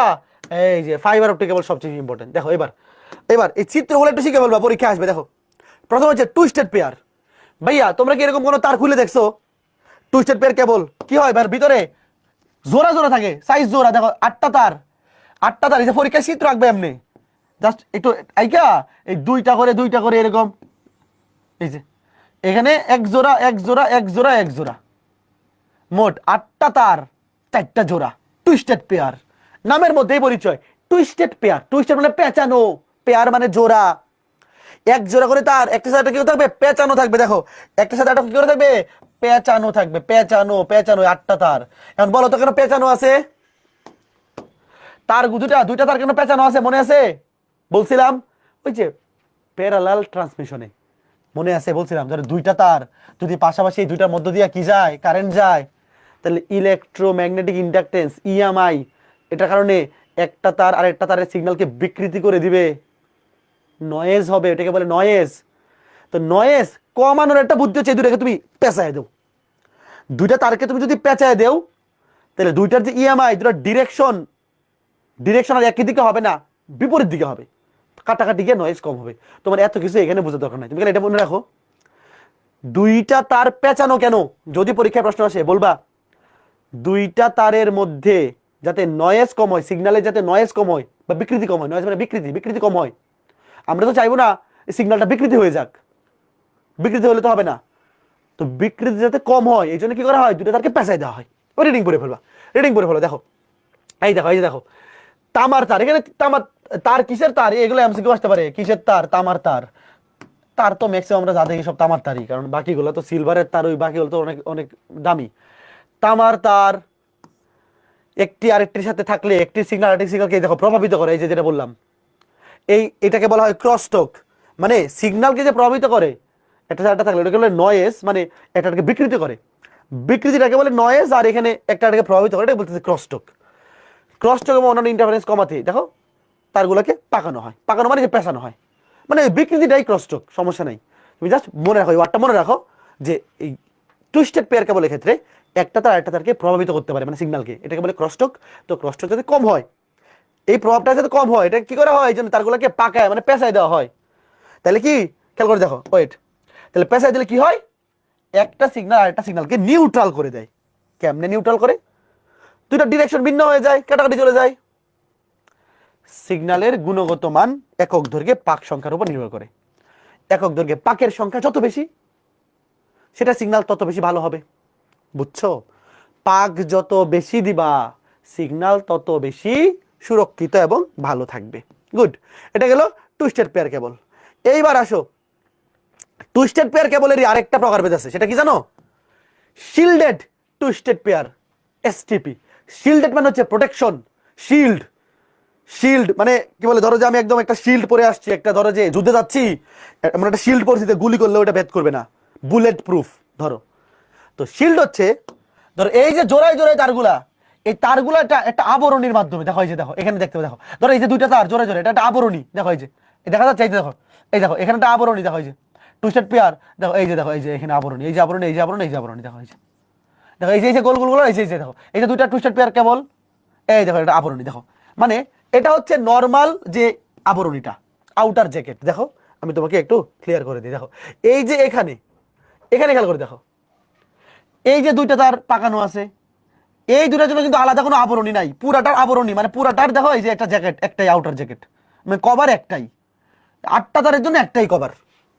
বাট এই টুইস্টেড পেয়ার কেবলের যেটা শিল্ডেড ভার্সন, সেটা হচ্ছে দেখো এই যে এই দুটোর জন্য এখানে একটা কভার আছে, দেখো দেখতে পাচ্ছ, এই দুটোর জন্য এখানে একটা কভার, এই দুটোর জন্য একটা কভার, এখানে একটা কভার, মানে প্রত্যেকটা জোড়ার জন্য একটা করে স্পেশাল কভার আছে।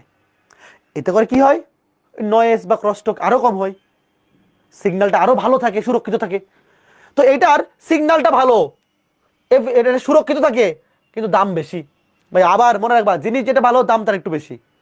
যেহেতু এখানে এক্সট্রা কভার ইউজ করা হচ্ছে, বাইরে একটা আউটার জ্যাকেট আছে এবং ভিতরে 4টা জোড়ার জন্য আরো 4টা কভার, তাহলে সিগন্যাল সুরক্ষিত থাকবে, সিগন্যাল ভালো থাকবে, গুণগত মান ভালো হবে এবং দাম বেশি হবে। দাম কি হবে? বেশি হবে, বুঝছো? ওকে, এখন এই দুটোর মধ্যে পার্থক্য দেখো। এই যে ইউটিপি, ইউটিপি মানে আনশিল্ডেড, যেটার মধ্যে শিল্ড নাই। দেখো টুইস্টেড পেয়ার কেবল দুই ধরনের, যেটার মধ্যে শিল্ড নাই, আনশিল্ডেড, আনশিল্ডেড ইউ দিয়ে শুরু, এটাকে বলে ইউটিপি। আর যেটার মধ্যে শিল্ড আছে এটাকে বলে এসটিপি, বুঝছো?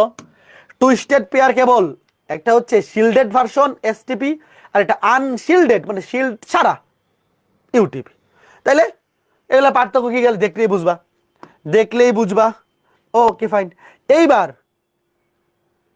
কোএক্সিয়াল কেবল, কোএক্সিয়াল নামের মধ্যে পরিচয়। কোএক্সিয়াল মানে একই এক্সিস। দেখো ওয়েট, এখানে যেটা হয়, এই যে মেটাল কোর, এটা তামার তৈরি হয়। এই মেটাল কোরের উপরে কি থাকে? একটা ইলেকট্রিক ডাই ইলেকট্রিক টিউব থাকে, তার উপর আবার মেটাল ইনসুলেটর থাকে, তারপরে আবার আউটার জ্যাকেট থাকে, এবং প্রত্যেকটা একই এক্সিসে থাকে। এই চিত্রটা পরীক্ষায় যেভাবে আঁকবা, তোমার এইরকম করে চিত্র আঁকার দরকার নাই। তুমি আঁকবা এখানে এটা একটা বক্স, এখানে একটা বক্স, আর একটা বক্স, চারটা লেয়ার। প্রথমটা হচ্ছে মেটাল, তামার তার, তামার তার, তারপরে কি ডাই ইলেকট্রিক টিউব, তারপরে মেটাল ইনসুলেটর, তারপরে আবার আউটার জ্যাকেট। এই dielectric tube, metal insulator, outer jacket, এগুলো দিয়া এই মেইন যে জিনিসটা এটাকে সুরক্ষিত রাখা হয়, এবং যাতে কোনো নয়েজ বা এক্সট্রা কোনো ইম্প্যাক্ট এটার উপর না পড়ে, মেইন জিনিসের উপর কোনো বিকৃতি না হয়, এই জন্য এই বাকিরা প্রোটেকশন দিচ্ছে, বাকি সবাই কি দিচ্ছে? প্রোটেকশন। তো মেইন হচ্ছে তামার তার, মেইন হচ্ছে তামার তার, তার উপর কি 3 লেয়ারের প্রোটেকশন আছে, 3 লেয়ারের প্রোটেকশন। তারপরে খেয়াল করে দেখো, সাধারণত কোএক্সিয়াল কেবল ব্যবহার করে 1 কিলোমিটার পর্যন্ত দূরত্বে ডিজিটাল ডেটা প্রেরণ করা যায়। মোটামুটি ভালো দূরত্ব, কিন্তু 1 কিলোমিটার দূরত্ব পর্যন্ত, 1 কিলোমিটার দূরত্ব পর্যন্ত এটা কি পাঠানো যায়। এটা দিয়ে 1 কিলোমিটার দূরত্ব পর্যন্ত পাঠানো যায়। তো আমরা, তোমরা কি কেউ ডিসেল লাইন দেখছো? হ্যাঁ, ডিসেল লাইনগুলো কিন্তু এই কোএক্সিয়াল কেবল, জানো? তোমরা কেউ ডিসেল লাইন কাইটা দেখছো? ডিসেল লাইন কাইটা দেখবে যে এরকম হয়, ভিতরে এটা হচ্ছে মেইন, দেখবা মেইন ভিতরে তামার, এটা হচ্ছে মেইন তার, তারপরে একটা ডাই ইলেকট্রিক টিউব, তারপরে একটা মেটাল ইনসুলেটর, তারপরে আউটার জ্যাকেট। এই সবগুলো কাছে প্রোটেকশন দেওয়া, যে এটাকে প্রোটেকশন দিচ্ছে ডাই ইলেকট্রিক টিউব, তারপরে এটা হচ্ছে মেটাল ইনসুলেটর, এটা হচ্ছে আউটার জ্যাকেট, সবগুলো প্রোটেকশন দিচ্ছে যা ভিতরে সিগন্যালটার সাথে সুরক্ষিত থাকে, ভিতরে সিগন্যালটার সাথে সুরক্ষিত থাকে। 1 কিলোমিটার পর্যন্ত কি করা যায়? প্রেরণ করা যায়। ঠিক আছে, ওকে ফাইন। 1 কিলোমিটার পর আবার রিপিটার থাকে। 1 কিলোমিটার পর এইটার সিগন্যাল দুর্বল হয়ে যায়, তো সেই সিগন্যালটাকে আবার সচল করার জন্য বা সিগন্যালটাকে আবার ইমপ্রুভ করার জন্য রিপিটার থাকে। দেখবা এটা যারা ডিসেল লাইন আছে তারা 1 কিলোমিটার পর পর বা 1 কিলোমিটার একটু কম, আরও আগেই দিয়ে দেয়, কারণ রিস্ক নিতে চায় না, তো একটু আগেই থাকে যাতে ভালো থাকে সিগন্যালটা। এটা নির্দিষ্ট দূরত্ব পর পর ধর 1 কিলোমিটারের কম রিপিটার থাকে, যে রিপিটারটা কি করে? আবার সিগন্যালটাকে আবার শক্তিশালী করে। বুঝতে পারছো? আচ্ছা, এইবার এই কোএক্সিয়াল কেবলের 2টা প্রকারভেদ আছে। একটা হচ্ছে থিন নেট, থিন মানে সরু চিকনা, আর হচ্ছে থিক নেট একটু মোটা। দেখা যাও চিত্রের মধ্যে দেখো, থিক নেট এটা একটু মোটা, আর এটা একটু চিকন। তো চিকনটার দাম কম, কোয়ালিটি খারাপ। মোটাটা যেটা, এটার দাম বেশি, কোয়ালিটি ভালো। এবং এমসিকিউতে আসতে পারে যে কোনটার ব্যাস কত, কোনটার ব্যাস কত, তারপরে এই দেখো ব্যাস এত, কত মিটার, কত মিটার। তারপরে খেয়াল করে দেখো কোনটা কত। আচ্ছা দেখো, খেয়াল করে দেখো, এই যে এই জিনিসটা 10/2, এটা এমসিকিউতে আসতে পারে।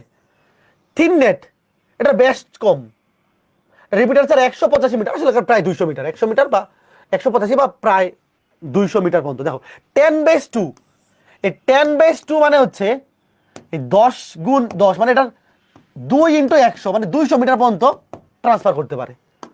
এই 10/2 মানে অনেকে হয়তো গুণ করে দিতে পারে এমসিকিউতে আসলে, যে 10/2 এইটা মানে কত মিটার পর্যন্ত ট্রান্সফার করা যায়। এটা উত্তর হচ্ছে এই 10/2 মানে 2 দিয়ে 100 কে গুণ। এই 10/2 এটার মানে হচ্ছে, দেখো এই 10 মানে হচ্ছে 10 Mbps ব্যান্ডউইথ। এটা তো 10 মানে 10 Mbps, এটা তো ভুল করে না কেউ। দেখো 10 মানে হচ্ছে সে 10 Mbps ব্যান্ডউইথের ডেটা। 10 Mbps মানে কি 1 সেকেন্ডে 10 MB, মেগাবিট, কিন্তু এই ছোট হাতের বি মানে মেগাবিট, বাইট না কিন্তু। আর 2 হলো 2 × 100, এটা 100 গুণ, 2 × 100 মানে 200 মিটার পর্যন্ত ট্রান্সফার করা যায়, এরপরে দুর্বল হয়ে যায়। বুঝছো? মনে রাখবা, এটা দিয়ে পরীক্ষা এমসিকিউ চলে আসতে পারে যে থিন নেট যেটা চিকনা, দাম কম, বেশি দূরে যাইতে পারবে না, এটা বেশি দূরে ইউজ করতে পারবে না। তাহলে 10/2 মানে 10 Mbps ব্যান্ডউইথের ডেটা, তবে 2 × 100 মানে 200 মিটার পর্যন্ত পাঠাতে পারবা। তারপর থিকনেট, এটা মোটা, দেখো এটা ডাবল, এটা হচ্ছে বেশ 0.25 ইঞ্চি, এটা 0.5 ইঞ্চি। এটা হচ্ছে এই দেখো 10^5, তাহলে 10 Mbps ডেটা, 10 Mbps ডেটা তুমি এই 5 মানে কি 5 × 100, 500 কই, এই যে 500 এনে বলছে, এই দেখো 500, এই 10^5 মানে হচ্ছে 10 Mbps ডেটা তুমি 5 × 100, মনে মনে 100 দিয়ে গুণ করে দিবা, 5 × 100 মানে 500 মিটার দূরত্ব পর্যন্ত পাঠানো সম্ভব, বুঝছো? আচ্ছা ঠিক আছে, তাইলে এই দুটার চিত্র যদি আঁকাইতে বলে কি করবা, থিকনেটটা সেম চিত্র, এটা একটু মোটা করে আঁকাবা, এটা একটু চিকনা করে আঁকাবা, বুঝছো? আচ্ছা ঠিক আছে, এইবার ফাইবার অপটিক কেবল। তোমরা কেউ জ্যামিতিক আলোক বিজ্ঞান পড়ছো বা 9-10 কি তোমাদের আলো, তোমরা কি এই 9-10 তোমরা কি ফুল সিলেবাস পড়ছো না? 9-10 তোমরা তো ফুল সিলেবাস পড়েছো নাকি শর্ট সিলেবাস? 9-10 তোমরা তো ফুল সিলেবাস পড়ে আসছো। পূর্ণ অভ্যন্তরীণ প্রতিফলন পড়ছো, ওইগুলো ফিজিক্সে অনেক বেশি ডিপ জানতে হবে, আইসিটি তো অত ডিপ জানতে হবে না, তুমি একটু জানো পূর্ণ অভ্যন্তরীণ প্রতিফলন কম প্রতিসরণাঙ্কের একটা মাধ্যম থেকে বেশি প্রতিসরণাঙ্কের একটা মাধ্যমে যখন আলো আপতিত হয় সংকট কোণের চেয়ে বেশি কোণে, তখন সে কি হয়, পূর্বের মাধ্যমেই পূর্ণ অভ্যন্তরীণ প্রতিফলন হয়, প্রতিসরিত না হয়ে। তো ওগুলো জানো, এগুলো আমি এত বেশি ব্যাখ্যা করবো, খালি একটু জেনে রাখো যে ফাইবার অপটিক কেবলে পূর্ণ অভ্যন্তরীণ প্রতিফলনের মাধ্যমে ডেটা ট্রান্সমিট করা হয়। তো পূর্ণ অভ্যন্তরীণ প্রতিফলন মানে কি, আলোর মাধ্যমে। এখানে কিন্তু সিগন্যালটা যায় আলো হিসাবে, ভোল্টেজ হিসাবে না। আমরা আগে যে দুইটা কেবল পড়ছি, টুইস্টেড পেয়ার কেবল কিংবা কোএক্সিয়াল কেবল, সেখানে ডেটা ট্রান্সমিট করা হয় ভোল্টেজ আকারে, ইলেকট্রিসিটি মানে ওর মধ্যে কিন্তু ভোল্টেজ থাকে, ওই লাইনের মধ্যে তুমি যদি দেখো তোমাকে কিন্তু শর্ট করবে, ভোল্টেজ থাকে। আর এই ফাইবার অপটিক কেবলের মধ্যে থাকে লাইট, আলো। তো তুমি কি জানো আলোর বেগ কত ভাইয়া? 3 × 10⁸। এটার স্পিড বিশাল। ফাইবার অপটিক কেবলের স্পিড কি, বিশাল স্পিড, আলোর গতিতে ডেটা ট্রান্সফার করা যায়, আলোর গতিতে। তো দেখো, এবং এখানে কোন আলো ইউজ করা হয়? অবলোহিত, ইনফ্রারেড। এই এমসিকিউতে এগুলো এসে মাখাই ফেলবে। এবং এখানে কি পূর্ণ অভ্যন্তরীণ প্রতিফলনের মাধ্যমে কি করা হয়, ডেটা ট্রান্সফার করা হয়। তো এইটা আসবেই পরীক্ষায়, খুবই ইম্পর্টেন্ট ইনফরমেশন। ফাইবার অপটিক কেবলে কি করা হয়, আলোক তরঙ্গের মাধ্যমে পূর্ণ অভ্যন্তরীণ প্রতিফলনের কনসেপ্ট ইউজ করে কি করা হয়, ডেটা ট্রান্সফার করা হয়। তো আলোর স্পিড কত? 3 × 10⁸ মিটার/সেকেন্ড, এই স্পিডে ট্রান্সফার করা হয়। এবং এখানে কোন আলো ইউজ করা হয়? অবলোহিত। এবং এটার কত তরঙ্গ দৈর্ঘ্য? 1300 থেকে 1500 ন্যানোমিটার। এগুলো অবশ্যই পড়বো। এবং এই চিত্রটা মোটামুটি এটার মতো সেমই, দেখো এই চিত্রটা কোএক্সিয়াল কেবলের মতো সেম। এখানে লেয়ার হচ্ছে 1 2 3 4, ফাইবার অপটিক কেবলের লেয়ার হচ্ছে 5টা। দেখো ফাইবার অপটিক কেবলের লেয়ার হচ্ছে 5টা। এখানে দুইটা মেইন জিনিস থাকে, একটা হচ্ছে কোর, একটা হচ্ছে ক্লেডিং, আর তারপরে 3টা হচ্ছে প্রোটেকশন। এই উপরের 3টা প্রোটেকশন। দেখো কোএক্সিয়াল কেবলে একটা তামার তার ছিল, মেইন ছিল এই যে তামার তারটা, এই যে এটা হচ্ছে তামার তার, এটা হচ্ছে মেইন। উপরের 3টা কিন্তু প্রোটেকশন, জাস্ট প্রোটেকশন, কভার। ধরো শীত লাগছে, উপরে ধরো এটা হচ্ছে সেন্ডু গেঞ্জি, তারপরে টি শার্ট, তারপরে ধরো জ্যাকেট। আর ফাইবার অপটিক কেবলে প্রোটেকশন একটু বেশি, ধরো এটা একদম এত বেশি ঠান্ডা, ধরো সেন্ডো গেঞ্জি, নিচে আরেকটা হাফ হাতা গেঞ্জি বা হাতা মানে কি বলে, হ্যাঁ একটা ফুল হাতা শার্ট আর একটা জ্যাকেট। এখানে প্রোটেকশনটা বেশি লাগে কেন? কারণ এখানে তো কাচের তৈরি। এগুলো কি ভিতরে কিন্তু এই যে কোর এবং ক্লেডিং, এগুলো কাচের তৈরি। এগুলো তো আর তামার তারের তৈরি না, এগুলো কি ভিতরে কাচ থাকে, কাচ। পূর্ণ অভ্যন্তরীণ প্রতিফলনের জন্য এখানে কি কোর এবং ক্লেডিং বলতেছি একটু পরে। দেখো এখানে এই দুইটা কাচের তৈরি হয়। তো এদিকে প্রোটেকশন দেওয়ার জন্য এই প্রোটেকশনগুলো ভালো মতো প্রোটেকশন লাগে, যেমন কোটিং, এই স্ট্রেংথ মেম্বার এবং আউটার এগুলো খুবই শক্তিশালী। এগুলা এই ফাইবার অপটিক কেবল দেখছো কেউ খুবই স্ট্রং থাকে। তো দেখো এই যে কোর এবং ক্লেডিং, এই দুটো হচ্ছে মেইন জিনিস। তারপরে এই 3টা হচ্ছে জ্যাকেট, এখন খেয়াল করে দেখো, এই যে এখানে কোর এবং ক্লেডিং, এই দেখো কোর এবং ক্লেডিং, এইটাকে আমি এখানে আলাদা করে আগাইছি। দেখো ধরো এই যে এটা হচ্ছে কোর, ধরো এই যে এটা কোর,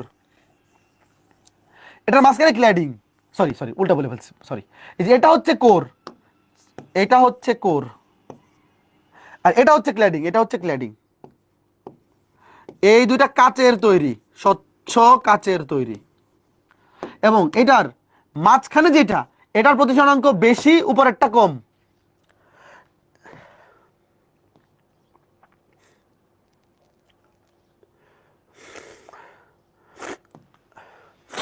একটু ওয়েট, নাকটা পরিষ্কার করে নিই।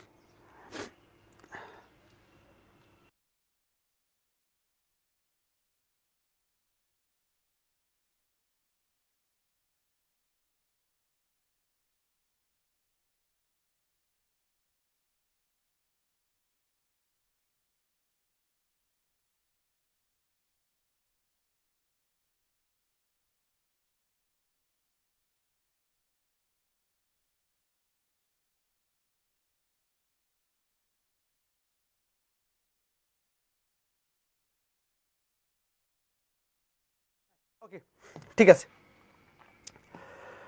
হ্যাঁ, দেখো, তো এখানে যেটা করা হয়, কোর এখানে হালকা ঘনত্বের, আচ্ছা এটা তো একটু ভুল হয়ে গেছে, এইটা হালকা মাধ্যম, এটার প্রতিসংখ্য কম আর এটা প্রতিসংখ্য বেশি।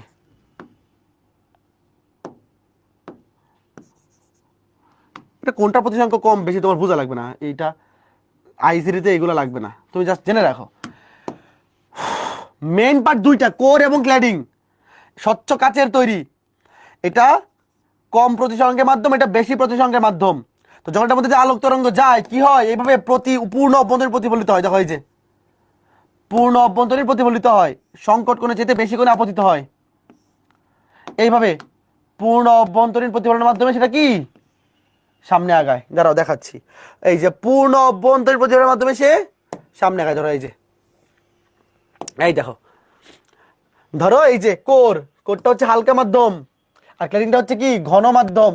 হালকা মাধ্যম থেকে ঘন মাধ্যমে যখন যাবে, তো তখন এই যে দেখো হালকা মাধ্যমে প্রতিসংখ্য কি কম, এটা প্রতিসংখ্য কম আর এটা প্রতিসংখ্য বেশি।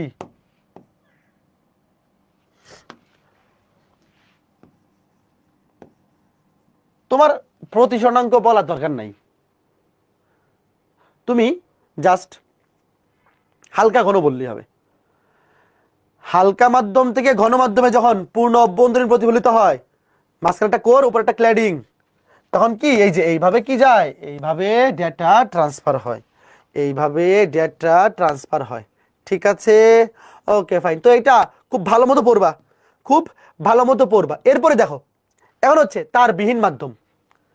এখন আমরা তার বিহীন মাধ্যম পড়বো। আমরা তার যুক্ত মাধ্যম বলছি খুব ইম্পর্টেন্ট তিনটা।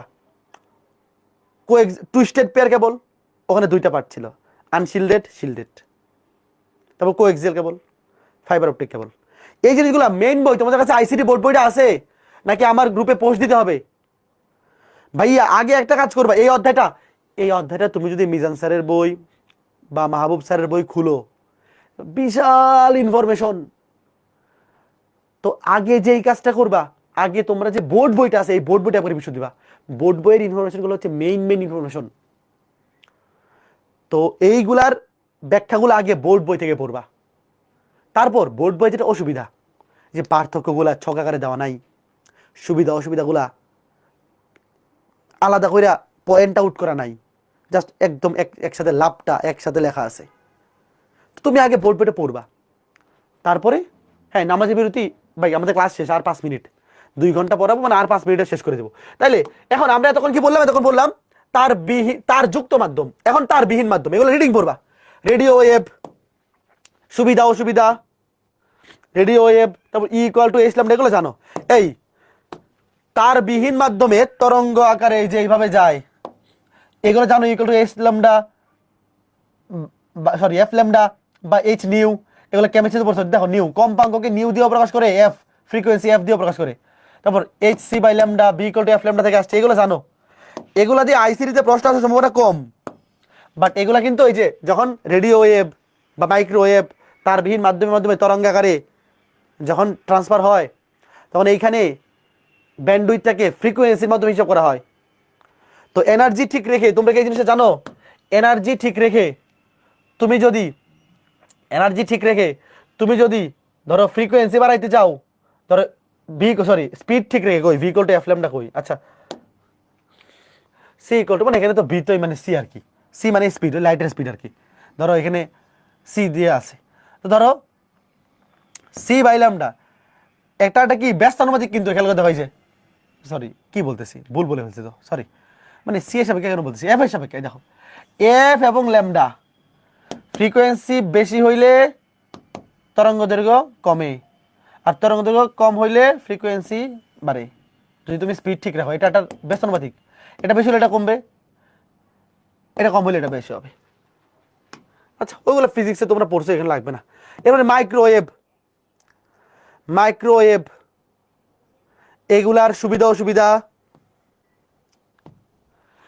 তারপরে মাইক্রোওয়েভ, দেখো মাইক্রোওয়েভের ক্ষেত্রে একটা ইম্পর্টেন্ট জিনিস আছে, সেটা হচ্ছে মাইক্রোওয়েভ বাঁকা পথে চলতে পারে না। এই জন্যে মাইক্রোওয়েভ অনেক বড় বড় টাওয়ার, তোমরা কি মোবাইলের টাওয়ার দেখছো, এরকম বড় বড় টাওয়ার থাকে, যাতে একটা টাওয়ারের সাথে একটা টাওয়ার ডিরেক্ট, মাঝখানে কোনো বাধা না থাকে। ধরো এগুলো আমাদের বাসা বাড়ি, তো টাওয়ার যদি ছোট হইতো সিগন্যাল এখানে আটকে যাইতো, অনেক উঁচু টাওয়ার বানায় যাতে একটা থেকে একটা সিগন্যাল মাঝখানে কোথাও বাধা না পায়। এই জিনিসটা খুবই মনে রাখবা। দেখো ভাইয়া খেয়াল করে দেখো, এই যে রেডিও ওয়েভ, পার্থক্যগুলো বুঝো। রেডিও ওয়েভ দেয়াল ভেদ করতে পারে, তুমি কিন্তু বাসার মধ্যে ধরো এই রুমের মধ্যে শুয়েও তুমি আরাম করে রেডিও ইউজ করতে পারবে, রেডিও ওয়েভ দিয়ে যে কোনো কিছু দেখতে পারো, কোনো সমস্যা নাই। কারণ রেডিও ওয়েভ বাসা ভেদ করে চলে আসতে পারে, মানে দেওয়াল টেওয়াল ভেদ করতে পারে। বাট এই যে মাইক্রোওয়েভ, এটা বাঁকা পথে চলতে পারে না, দেওয়াল ভেদ করতে পারে না। এই জন্য অনেক উঁচু টাওয়ার তৈরি করা হয়, যে টাওয়ারের সাথে টাওয়ার মাইক্রোওয়েভ ইউজ করতেছে যাতে মাঝখানে কোনো বাধা না থাকে, ঠিক আছে। তো তোমাকে যদি একটা সৃজনশীল বানানো হয় যে রহিম এবং করিম অনেক উঁচু টাওয়ার বানায় দুইজন দুজনের সাথে যোগাযোগ করতেছে যাতে মাঝখানে কোনো বাধা না থাকে, তাহলে বলো তো রহিম এবং করিম কোন তরঙ্গ ইউজ করতেছে বা কোন মাধ্যম ইউজ করতেছে, এটার সুবিধা অসুবিধা। তুমি বলবো তখন কি মাইক্রোওয়েভ, তারা মাইক্রোওয়েভ ইউজ করতেছে। তো মাইক্রোওয়েভের সুবিধা অসুবিধা, এই যে মাইক্রোওয়েভের সুবিধা অসুবিধা, বুঝছো। এরপর অবলোহিত, এই অবলোহিত বা ইনফ্রারেড, এটা বাংলা হচ্ছে অবলোহিত, এটা সুবিধা অসুবিধা। এরপর আগামী ক্লাসে আমরা শুরু করবো, এগুলো তোমরা রিডিং করে ফেলো। ব্লুটুথ, এটা আগামী ক্লাসে আমি পরবর্তী টাইম থেকে শুরু করবো। এই মনে আছে ব্লুটুথ, ওয়াইফাই, ওয়াইম্যাক্স, এই তিনটার মধ্যে কোনটা বেশি ইম্পর্টেন্ট ছিল বলো? ব্লুটুথ, ওয়াইফাই, ওয়াইম্যাক্স, এই তিনটার মধ্যে কোনটা বেশি ইম্পর্টেন্ট ছিল? ওয়াইম্যাক্স, মনে আছে? দেখো এই যে দেখো ব্লুটুথ, ওয়াইফাই, ওয়াইম্যাক্স, এই তিনটার মধ্যে দেখো এই যে আমরা আজকে 11 পর্যন্ত শেষ করছি, আজকে ক্লাসে 11 পর্যন্ত। দেখো ব্লুটুথ, ওয়াইফাই, ওয়াইম্যাক্স, সবচেয়ে বেশি ইম্পর্টেন্ট হচ্ছে ওয়াইম্যাক্স। তবে ওয়াইম্যাক্সের সাথে ওয়াইফাই এর পার্থক্য, ওয়াইম্যাক্সের সাথে ওয়াইফাই অসুবিধা এবং সুবিধা অসুবিধা বা পার্থক্য একই তো কথা, সুবিধা অসুবিধা মানে তো পার্থক্য, দুইটা তুলনা করবা। তাইলে এইটা খুবই ইম্পর্টেন্ট, তাহলে এগুলো রিডিং করে ফেলবা। দেখো ব্লুটুথ, এখানে বৈশিষ্ট্য, দেখো এগুলো এমসিকিউতে আসতে পারে। রেঞ্জ কত, দেখো এগুলো ইম্পর্টেন্ট। এখান থেকে কি কি পরীক্ষা প্রশ্ন আসবে বলি, রেঞ্জ কত এবং এটার প্রযুক্তির নাম কি, এটা মুখস্থ করবা। প্রযুক্তির নাম কি, এগুলা এই যে মুখস্থ, ঠিক আছে। ব্লুটুথ, তারপরে কি ওয়াইফাই, দেখো ওয়াইফাই এর এই দেখো প্রযুক্তি কত, এই যে এটা মোটামুটি ওয়াইফাই তো অনেকগুলা, মোটামুটি একটা ভাষা পর্যন্ত কভার করে ফেলতে পারে। এরপরে দেখো এই যে 200 মিটার, মোটামুটি ভালো, ওয়াইফাই এর রেঞ্জ কিন্তু ভালো 200 মিটার। তারপরে ওয়াইম্যাক্স, এটা আরও বেশি। ওয়াইফাই দেখো ব্লুটুথের রেঞ্জ খুবই কম, ওয়াইফাই রেঞ্জ বেশি, ওয়াইম্যাক্স রেঞ্জ আরও বেশি। নর্মালি ব্লুটুথ কি হয়, ধরো তুমি একটা রুমে বসা, তুমি এমনি চিন্তা করবা, তুমি একটা রুমে বসা একটা ডিভাইসের সাথে একটা ডিভাইস ব্লুটুথ কানেকশন করতেছো, পুরো একটা বাসা বা পুরো একটা বিল্ডিংয়ে তুমি কি ইউজ করতেছো, ওয়াইফাই। আর পুরো একটা শহর, ধরো ঢাকা শহরে কমন একটা ইন্টারনেট প্রোভাইডার, সেটা কি ওয়াইম্যাক্স, পুরো ঢাকা শহরটা কভার করতেছে, বুঝছো। তুমি কি চাইলে ওয়াইফাই দিয়ে তোমার বাসার একটা ওয়াইফাই দিয়ে পুরো ঢাকা শহর কভার করতে পারবা, বা তোমার এলাকার একটা পুরা গ্রাম কভার করতে পারবা না। তো সেটার জন্য কি লাগবে, ওয়াইম্যাক্স। তো ওয়াইম্যাক্সের প্রযুক্তি যে এগুলো মুখস্থ, এগুলো এমসিকিউতে আসবে, ঠিক আছে। আচ্ছা ঠিক আছে। তো এরপরে এই যে এটা পরীক্ষা আসবে, দেখো পরীক্ষার জন্য বেশি ইম্পর্টেন্ট হচ্ছে এটা ওয়াইফাই এবং ওয়াইম্যাক্স এর পার্থক্য। মানে এই দুটার পার্থক্য যেহেতু শিখবাই, তাহলে ব্লুটুথটা কি দোষ করছে এটাও শিখে ফেলবা। প্রথমে এই যে এটা প্রযুক্তি স্ট্যান্ডার্ড কত মুখস্থ, এটা হচ্ছে 802.1.15, এটা 802.11, এটা 802.16, আর IEEE। তারপরে এরপর দেখো স্পিড, এটা কম, এটা মাঝারি, এটা বেশি। রেঞ্জ, এটা কম, এটা মাঝারি, এটা বেশি। এটা কি খরচ, এটা কোনো খরচ নাই, এটা কম খরচ, এটা খরচ বেশি। ভাই পুরো একটা শহরকে কভার করতে গেলে খরচ তো বেশি হবেই। তারপর এটা হচ্ছে পার্সোনাল এরিয়া নেটওয়ার্ক, এটা লোকাল, এটা মেট্রোপলিটন। এগুলা কি আমরা আগামী ক্লাসে পড়বো। তুমি একদম বাসার মধ্যে নিজে ইউজ করতেছো, এটা পার্সোনাল এরিয়া নেটওয়ার্ক। লোকাল, এটা লোকাল দেখো লোকাল এরিয়া নেটওয়ার্ক, এটা মানে ধরো তুমি যাস একটা বাসায়, মানে একটা বাসায় বা একটা বিল্ডিংয়ে একটা বাসা বা একটা বিল্ডিং ইউজ করতেছো, এটা হচ্ছে লোকাল এরিয়া নেটওয়ার্ক। হ্যাঁ, তারপরে মেট্রোপলিটন, একটা শহর, একটা পুরা শহর কভার করতেছো, এটা হচ্ছে মেট্রোপলিটন। ঠিক আছে, আচ্ছা এরপরে আরো আছে কয়েকটা সুবিধা অসুবিধা। সুবিধা অসুবিধা দেওয়া পার্থক্য, মানে এগুলো পার্থক্য, যা এটার আগেরটারই এটা এখানে শেষ হয়েছে আইসা। তারপরে আমরা মাধ্যম শিখলাম দুই ধরনের, একটা মাধ্যম ছিল তার যুক্ত, একটা তার বিহীন। তার যুক্ততে আমরা পড়ছি কি, তার যুক্ত মাধ্যমে পড়ছি প্রথমে কি টুইস্টার পেয়ার কেবল, তারপরে কোএক্সিয়াল কেবল, তারপরে ফাইবার অপটিক কেবল, এই তিনটা কেবল পড়ছি। আর তার বাহিনে পড়ছি, তার বিহীনে কি কি পড়ছি, তার বিহীনে পড়ছি রেডিও ওয়েভ, মাইক্রোওয়েভ, অবলোহিত বা ইনফ্রারেড, তিনটা, রেডিও ওয়েভ, মাইক্রোওয়েভ, ইনফ্রারেড। তো এই দুইটার মধ্যে পার্থক্য তার মাধ্যম এবং তার বিহীন। তাহলে ভাইয়া প্রেরক থেকে প্রাপকে ডেটা পাঠাইতে হলে মাঝখানে কি লাগবে, মিডিয়াম বা মাধ্যম লাগবে। সেটাই একবার তার মাধ্যম, তার যুক্ত মাধ্যম হইতে পারে বা তার বিহীন মাধ্যম হইতে পারে, দুটার পার্থক্য। তো এই ছিল আমাদের আজকে ক্লাস। আজকে আমরা 2 ঘন্টা ক্লাস নিয়েছি, আগামী ক্লাসটা 2 ঘন্টা লাগবে, আগামী সপ্তাহে হবে। আগামী ক্লাসটা আগামী সপ্তাহে রুটিন যখন আপলোড হবে আগামী সপ্তাহে দেখতে পারবা। আগামী সপ্তাহে রুটিনে এই ক্লাসটা, আগামী আরেকটা ক্লাস থাকবে। তো এখন তোমাদের কাজ কি, যারা এই ক্লাসটা করছো একটু মনোযোগ দিয়ে শোনো ভাইয়া। দ্বিতীয় অধ্যায়টা গরিবের বন্ধু, বড় লোকের শত্রু। দেখো যারা বড় লোক, যারা 50-এ 50 তুলতে চায়, তারা দ্বিতীয় অধ্যায় অ্যান্সার করে না, তারা অ্যান্সার করে অধ্যায় 3, 4, 5, 6। আর যারা আমরা গরিব মানুষ, যে আমার টার্গেট 50-এ 40 তোলা, ভাই A+ পাইলেই আমি খুশি। 50-এ 40, 40 তো টার্গেট করা যাবে না একদম, কাটায় কাটায় 40 তুললে তো পরে এমসিকিউ খারাপ হয়ে যায়। ধরো টার্গেট 45, ভাই যারা একদম ধরো যে বড় লোক মানুষ 50-এ 50 টার্গেট, তারা ধরো অধ্যায় 2 চুজ করবে না, অবহেলা করবে। তুমি অবহেলা করো না যারা A+ পাইতে চাও। ভাই এখান থেকে 2টা শিখেও চলে আসতে পারে, কারণ একটা টপোলজি, টপোলজি এমন একটা টপিক, এখান থেকে একটা সৃজনশীল হইতে পারে, দেখবা আগামী ক্লাসে পড়াবো। তো তুমি অধ্যায় 1 এবং অধ্যায় 2 এই দুটো যদি ভালো মতো পড়ো, তাহলে এখান থেকে 9 পাওয়া পসিবল। তো আমার 50-এ 50 দরকার নাই, 45 হলেই খুশি, আমার 9 এনাফ। তারপর বাকিগুলা থেকে তুমি এখান থেকে 2টা, এখান থেকে একটা, এখান থেকে একটা। প্রোগ্রামিংটা যারা পারো না, বিশেষ করে যাদের প্রোগ্রামিং এ দুর্বলতা আছে, যে একটু ঘুরায় দিলে পারো না, তোমাদের জন্য এই 2টা অধ্যায় হচ্ছে গরিবের সম্বল, খেতাবালিশ কম্বল। এই যে এই 2টা অধ্যায়, এই 2টা অধ্যায় তোমার জন্য গরিবের বন্ধু, বড় লোকের শত্রু। তাহলে এই ছিল আজকে ক্লাস। যারা নামাজের বিরতি যাচ্ছিলা, তোমরা চলে যাইতে পারো, ক্লাস শেষ। ক্লাস শেষ, আজকে ক্লাস এ পর্যন্তই। আগামী ক্লাসে দেখা হবে। তো আগামী ক্লাসে তোমাদের বাড়ির কাজ কি, ওয়াই ম্যাক্স পর্যন্ত বাড়ির কাজ। শোনো শোনো শোনো, তোমরা আগামী ক্লাসের আগে তোমাদের যে বোর্ড বইটা আছে, বোর্ড বইটার ওয়াই ম্যাক্স পর্যন্ত একবার পুরোটা দেখে আসবা, রিডিং পড়বা। বোর্ড বইটা কিন্তু খুবই ছোট, অত বেশি ইনফরমেশন নাই। ওয়াই ম্যাক্স পর্যন্ত রিডিং পড়ে আসবা। তারপর সুবিধা অসুবিধা পার্থক্য যেগুলা বোর্ড বইয়ের বাইরের দরকার, সবকিছু আমি এখানে সাজিয়ে দিছি। মানে মুজিব স্যারের বই বা মাহবুব স্যারের বই থেকে তোমরা যে জিনিসগুলো পড়ো, যে সুন্দর ছক টক যা কিছু, সবকিছু আমি স্টাডি দিয়ে দিছি। বুঝতে পারছো? তো বোর্ড বইটা একবার রিডিং পড়ে আসো আগামী ক্লাসের আগে, ওই ম্যাক্স পর্যন্ত। বাকিটা আমরা আগামী ক্লাসে কমপ্লিট করবো। আগামী ক্লাসটাও 2 ঘন্টার মতো হবে। তো সবাই ভালো থাকো, সুস্থ থাকো। আগামী ক্লাসে দেখা হবে, টাটা।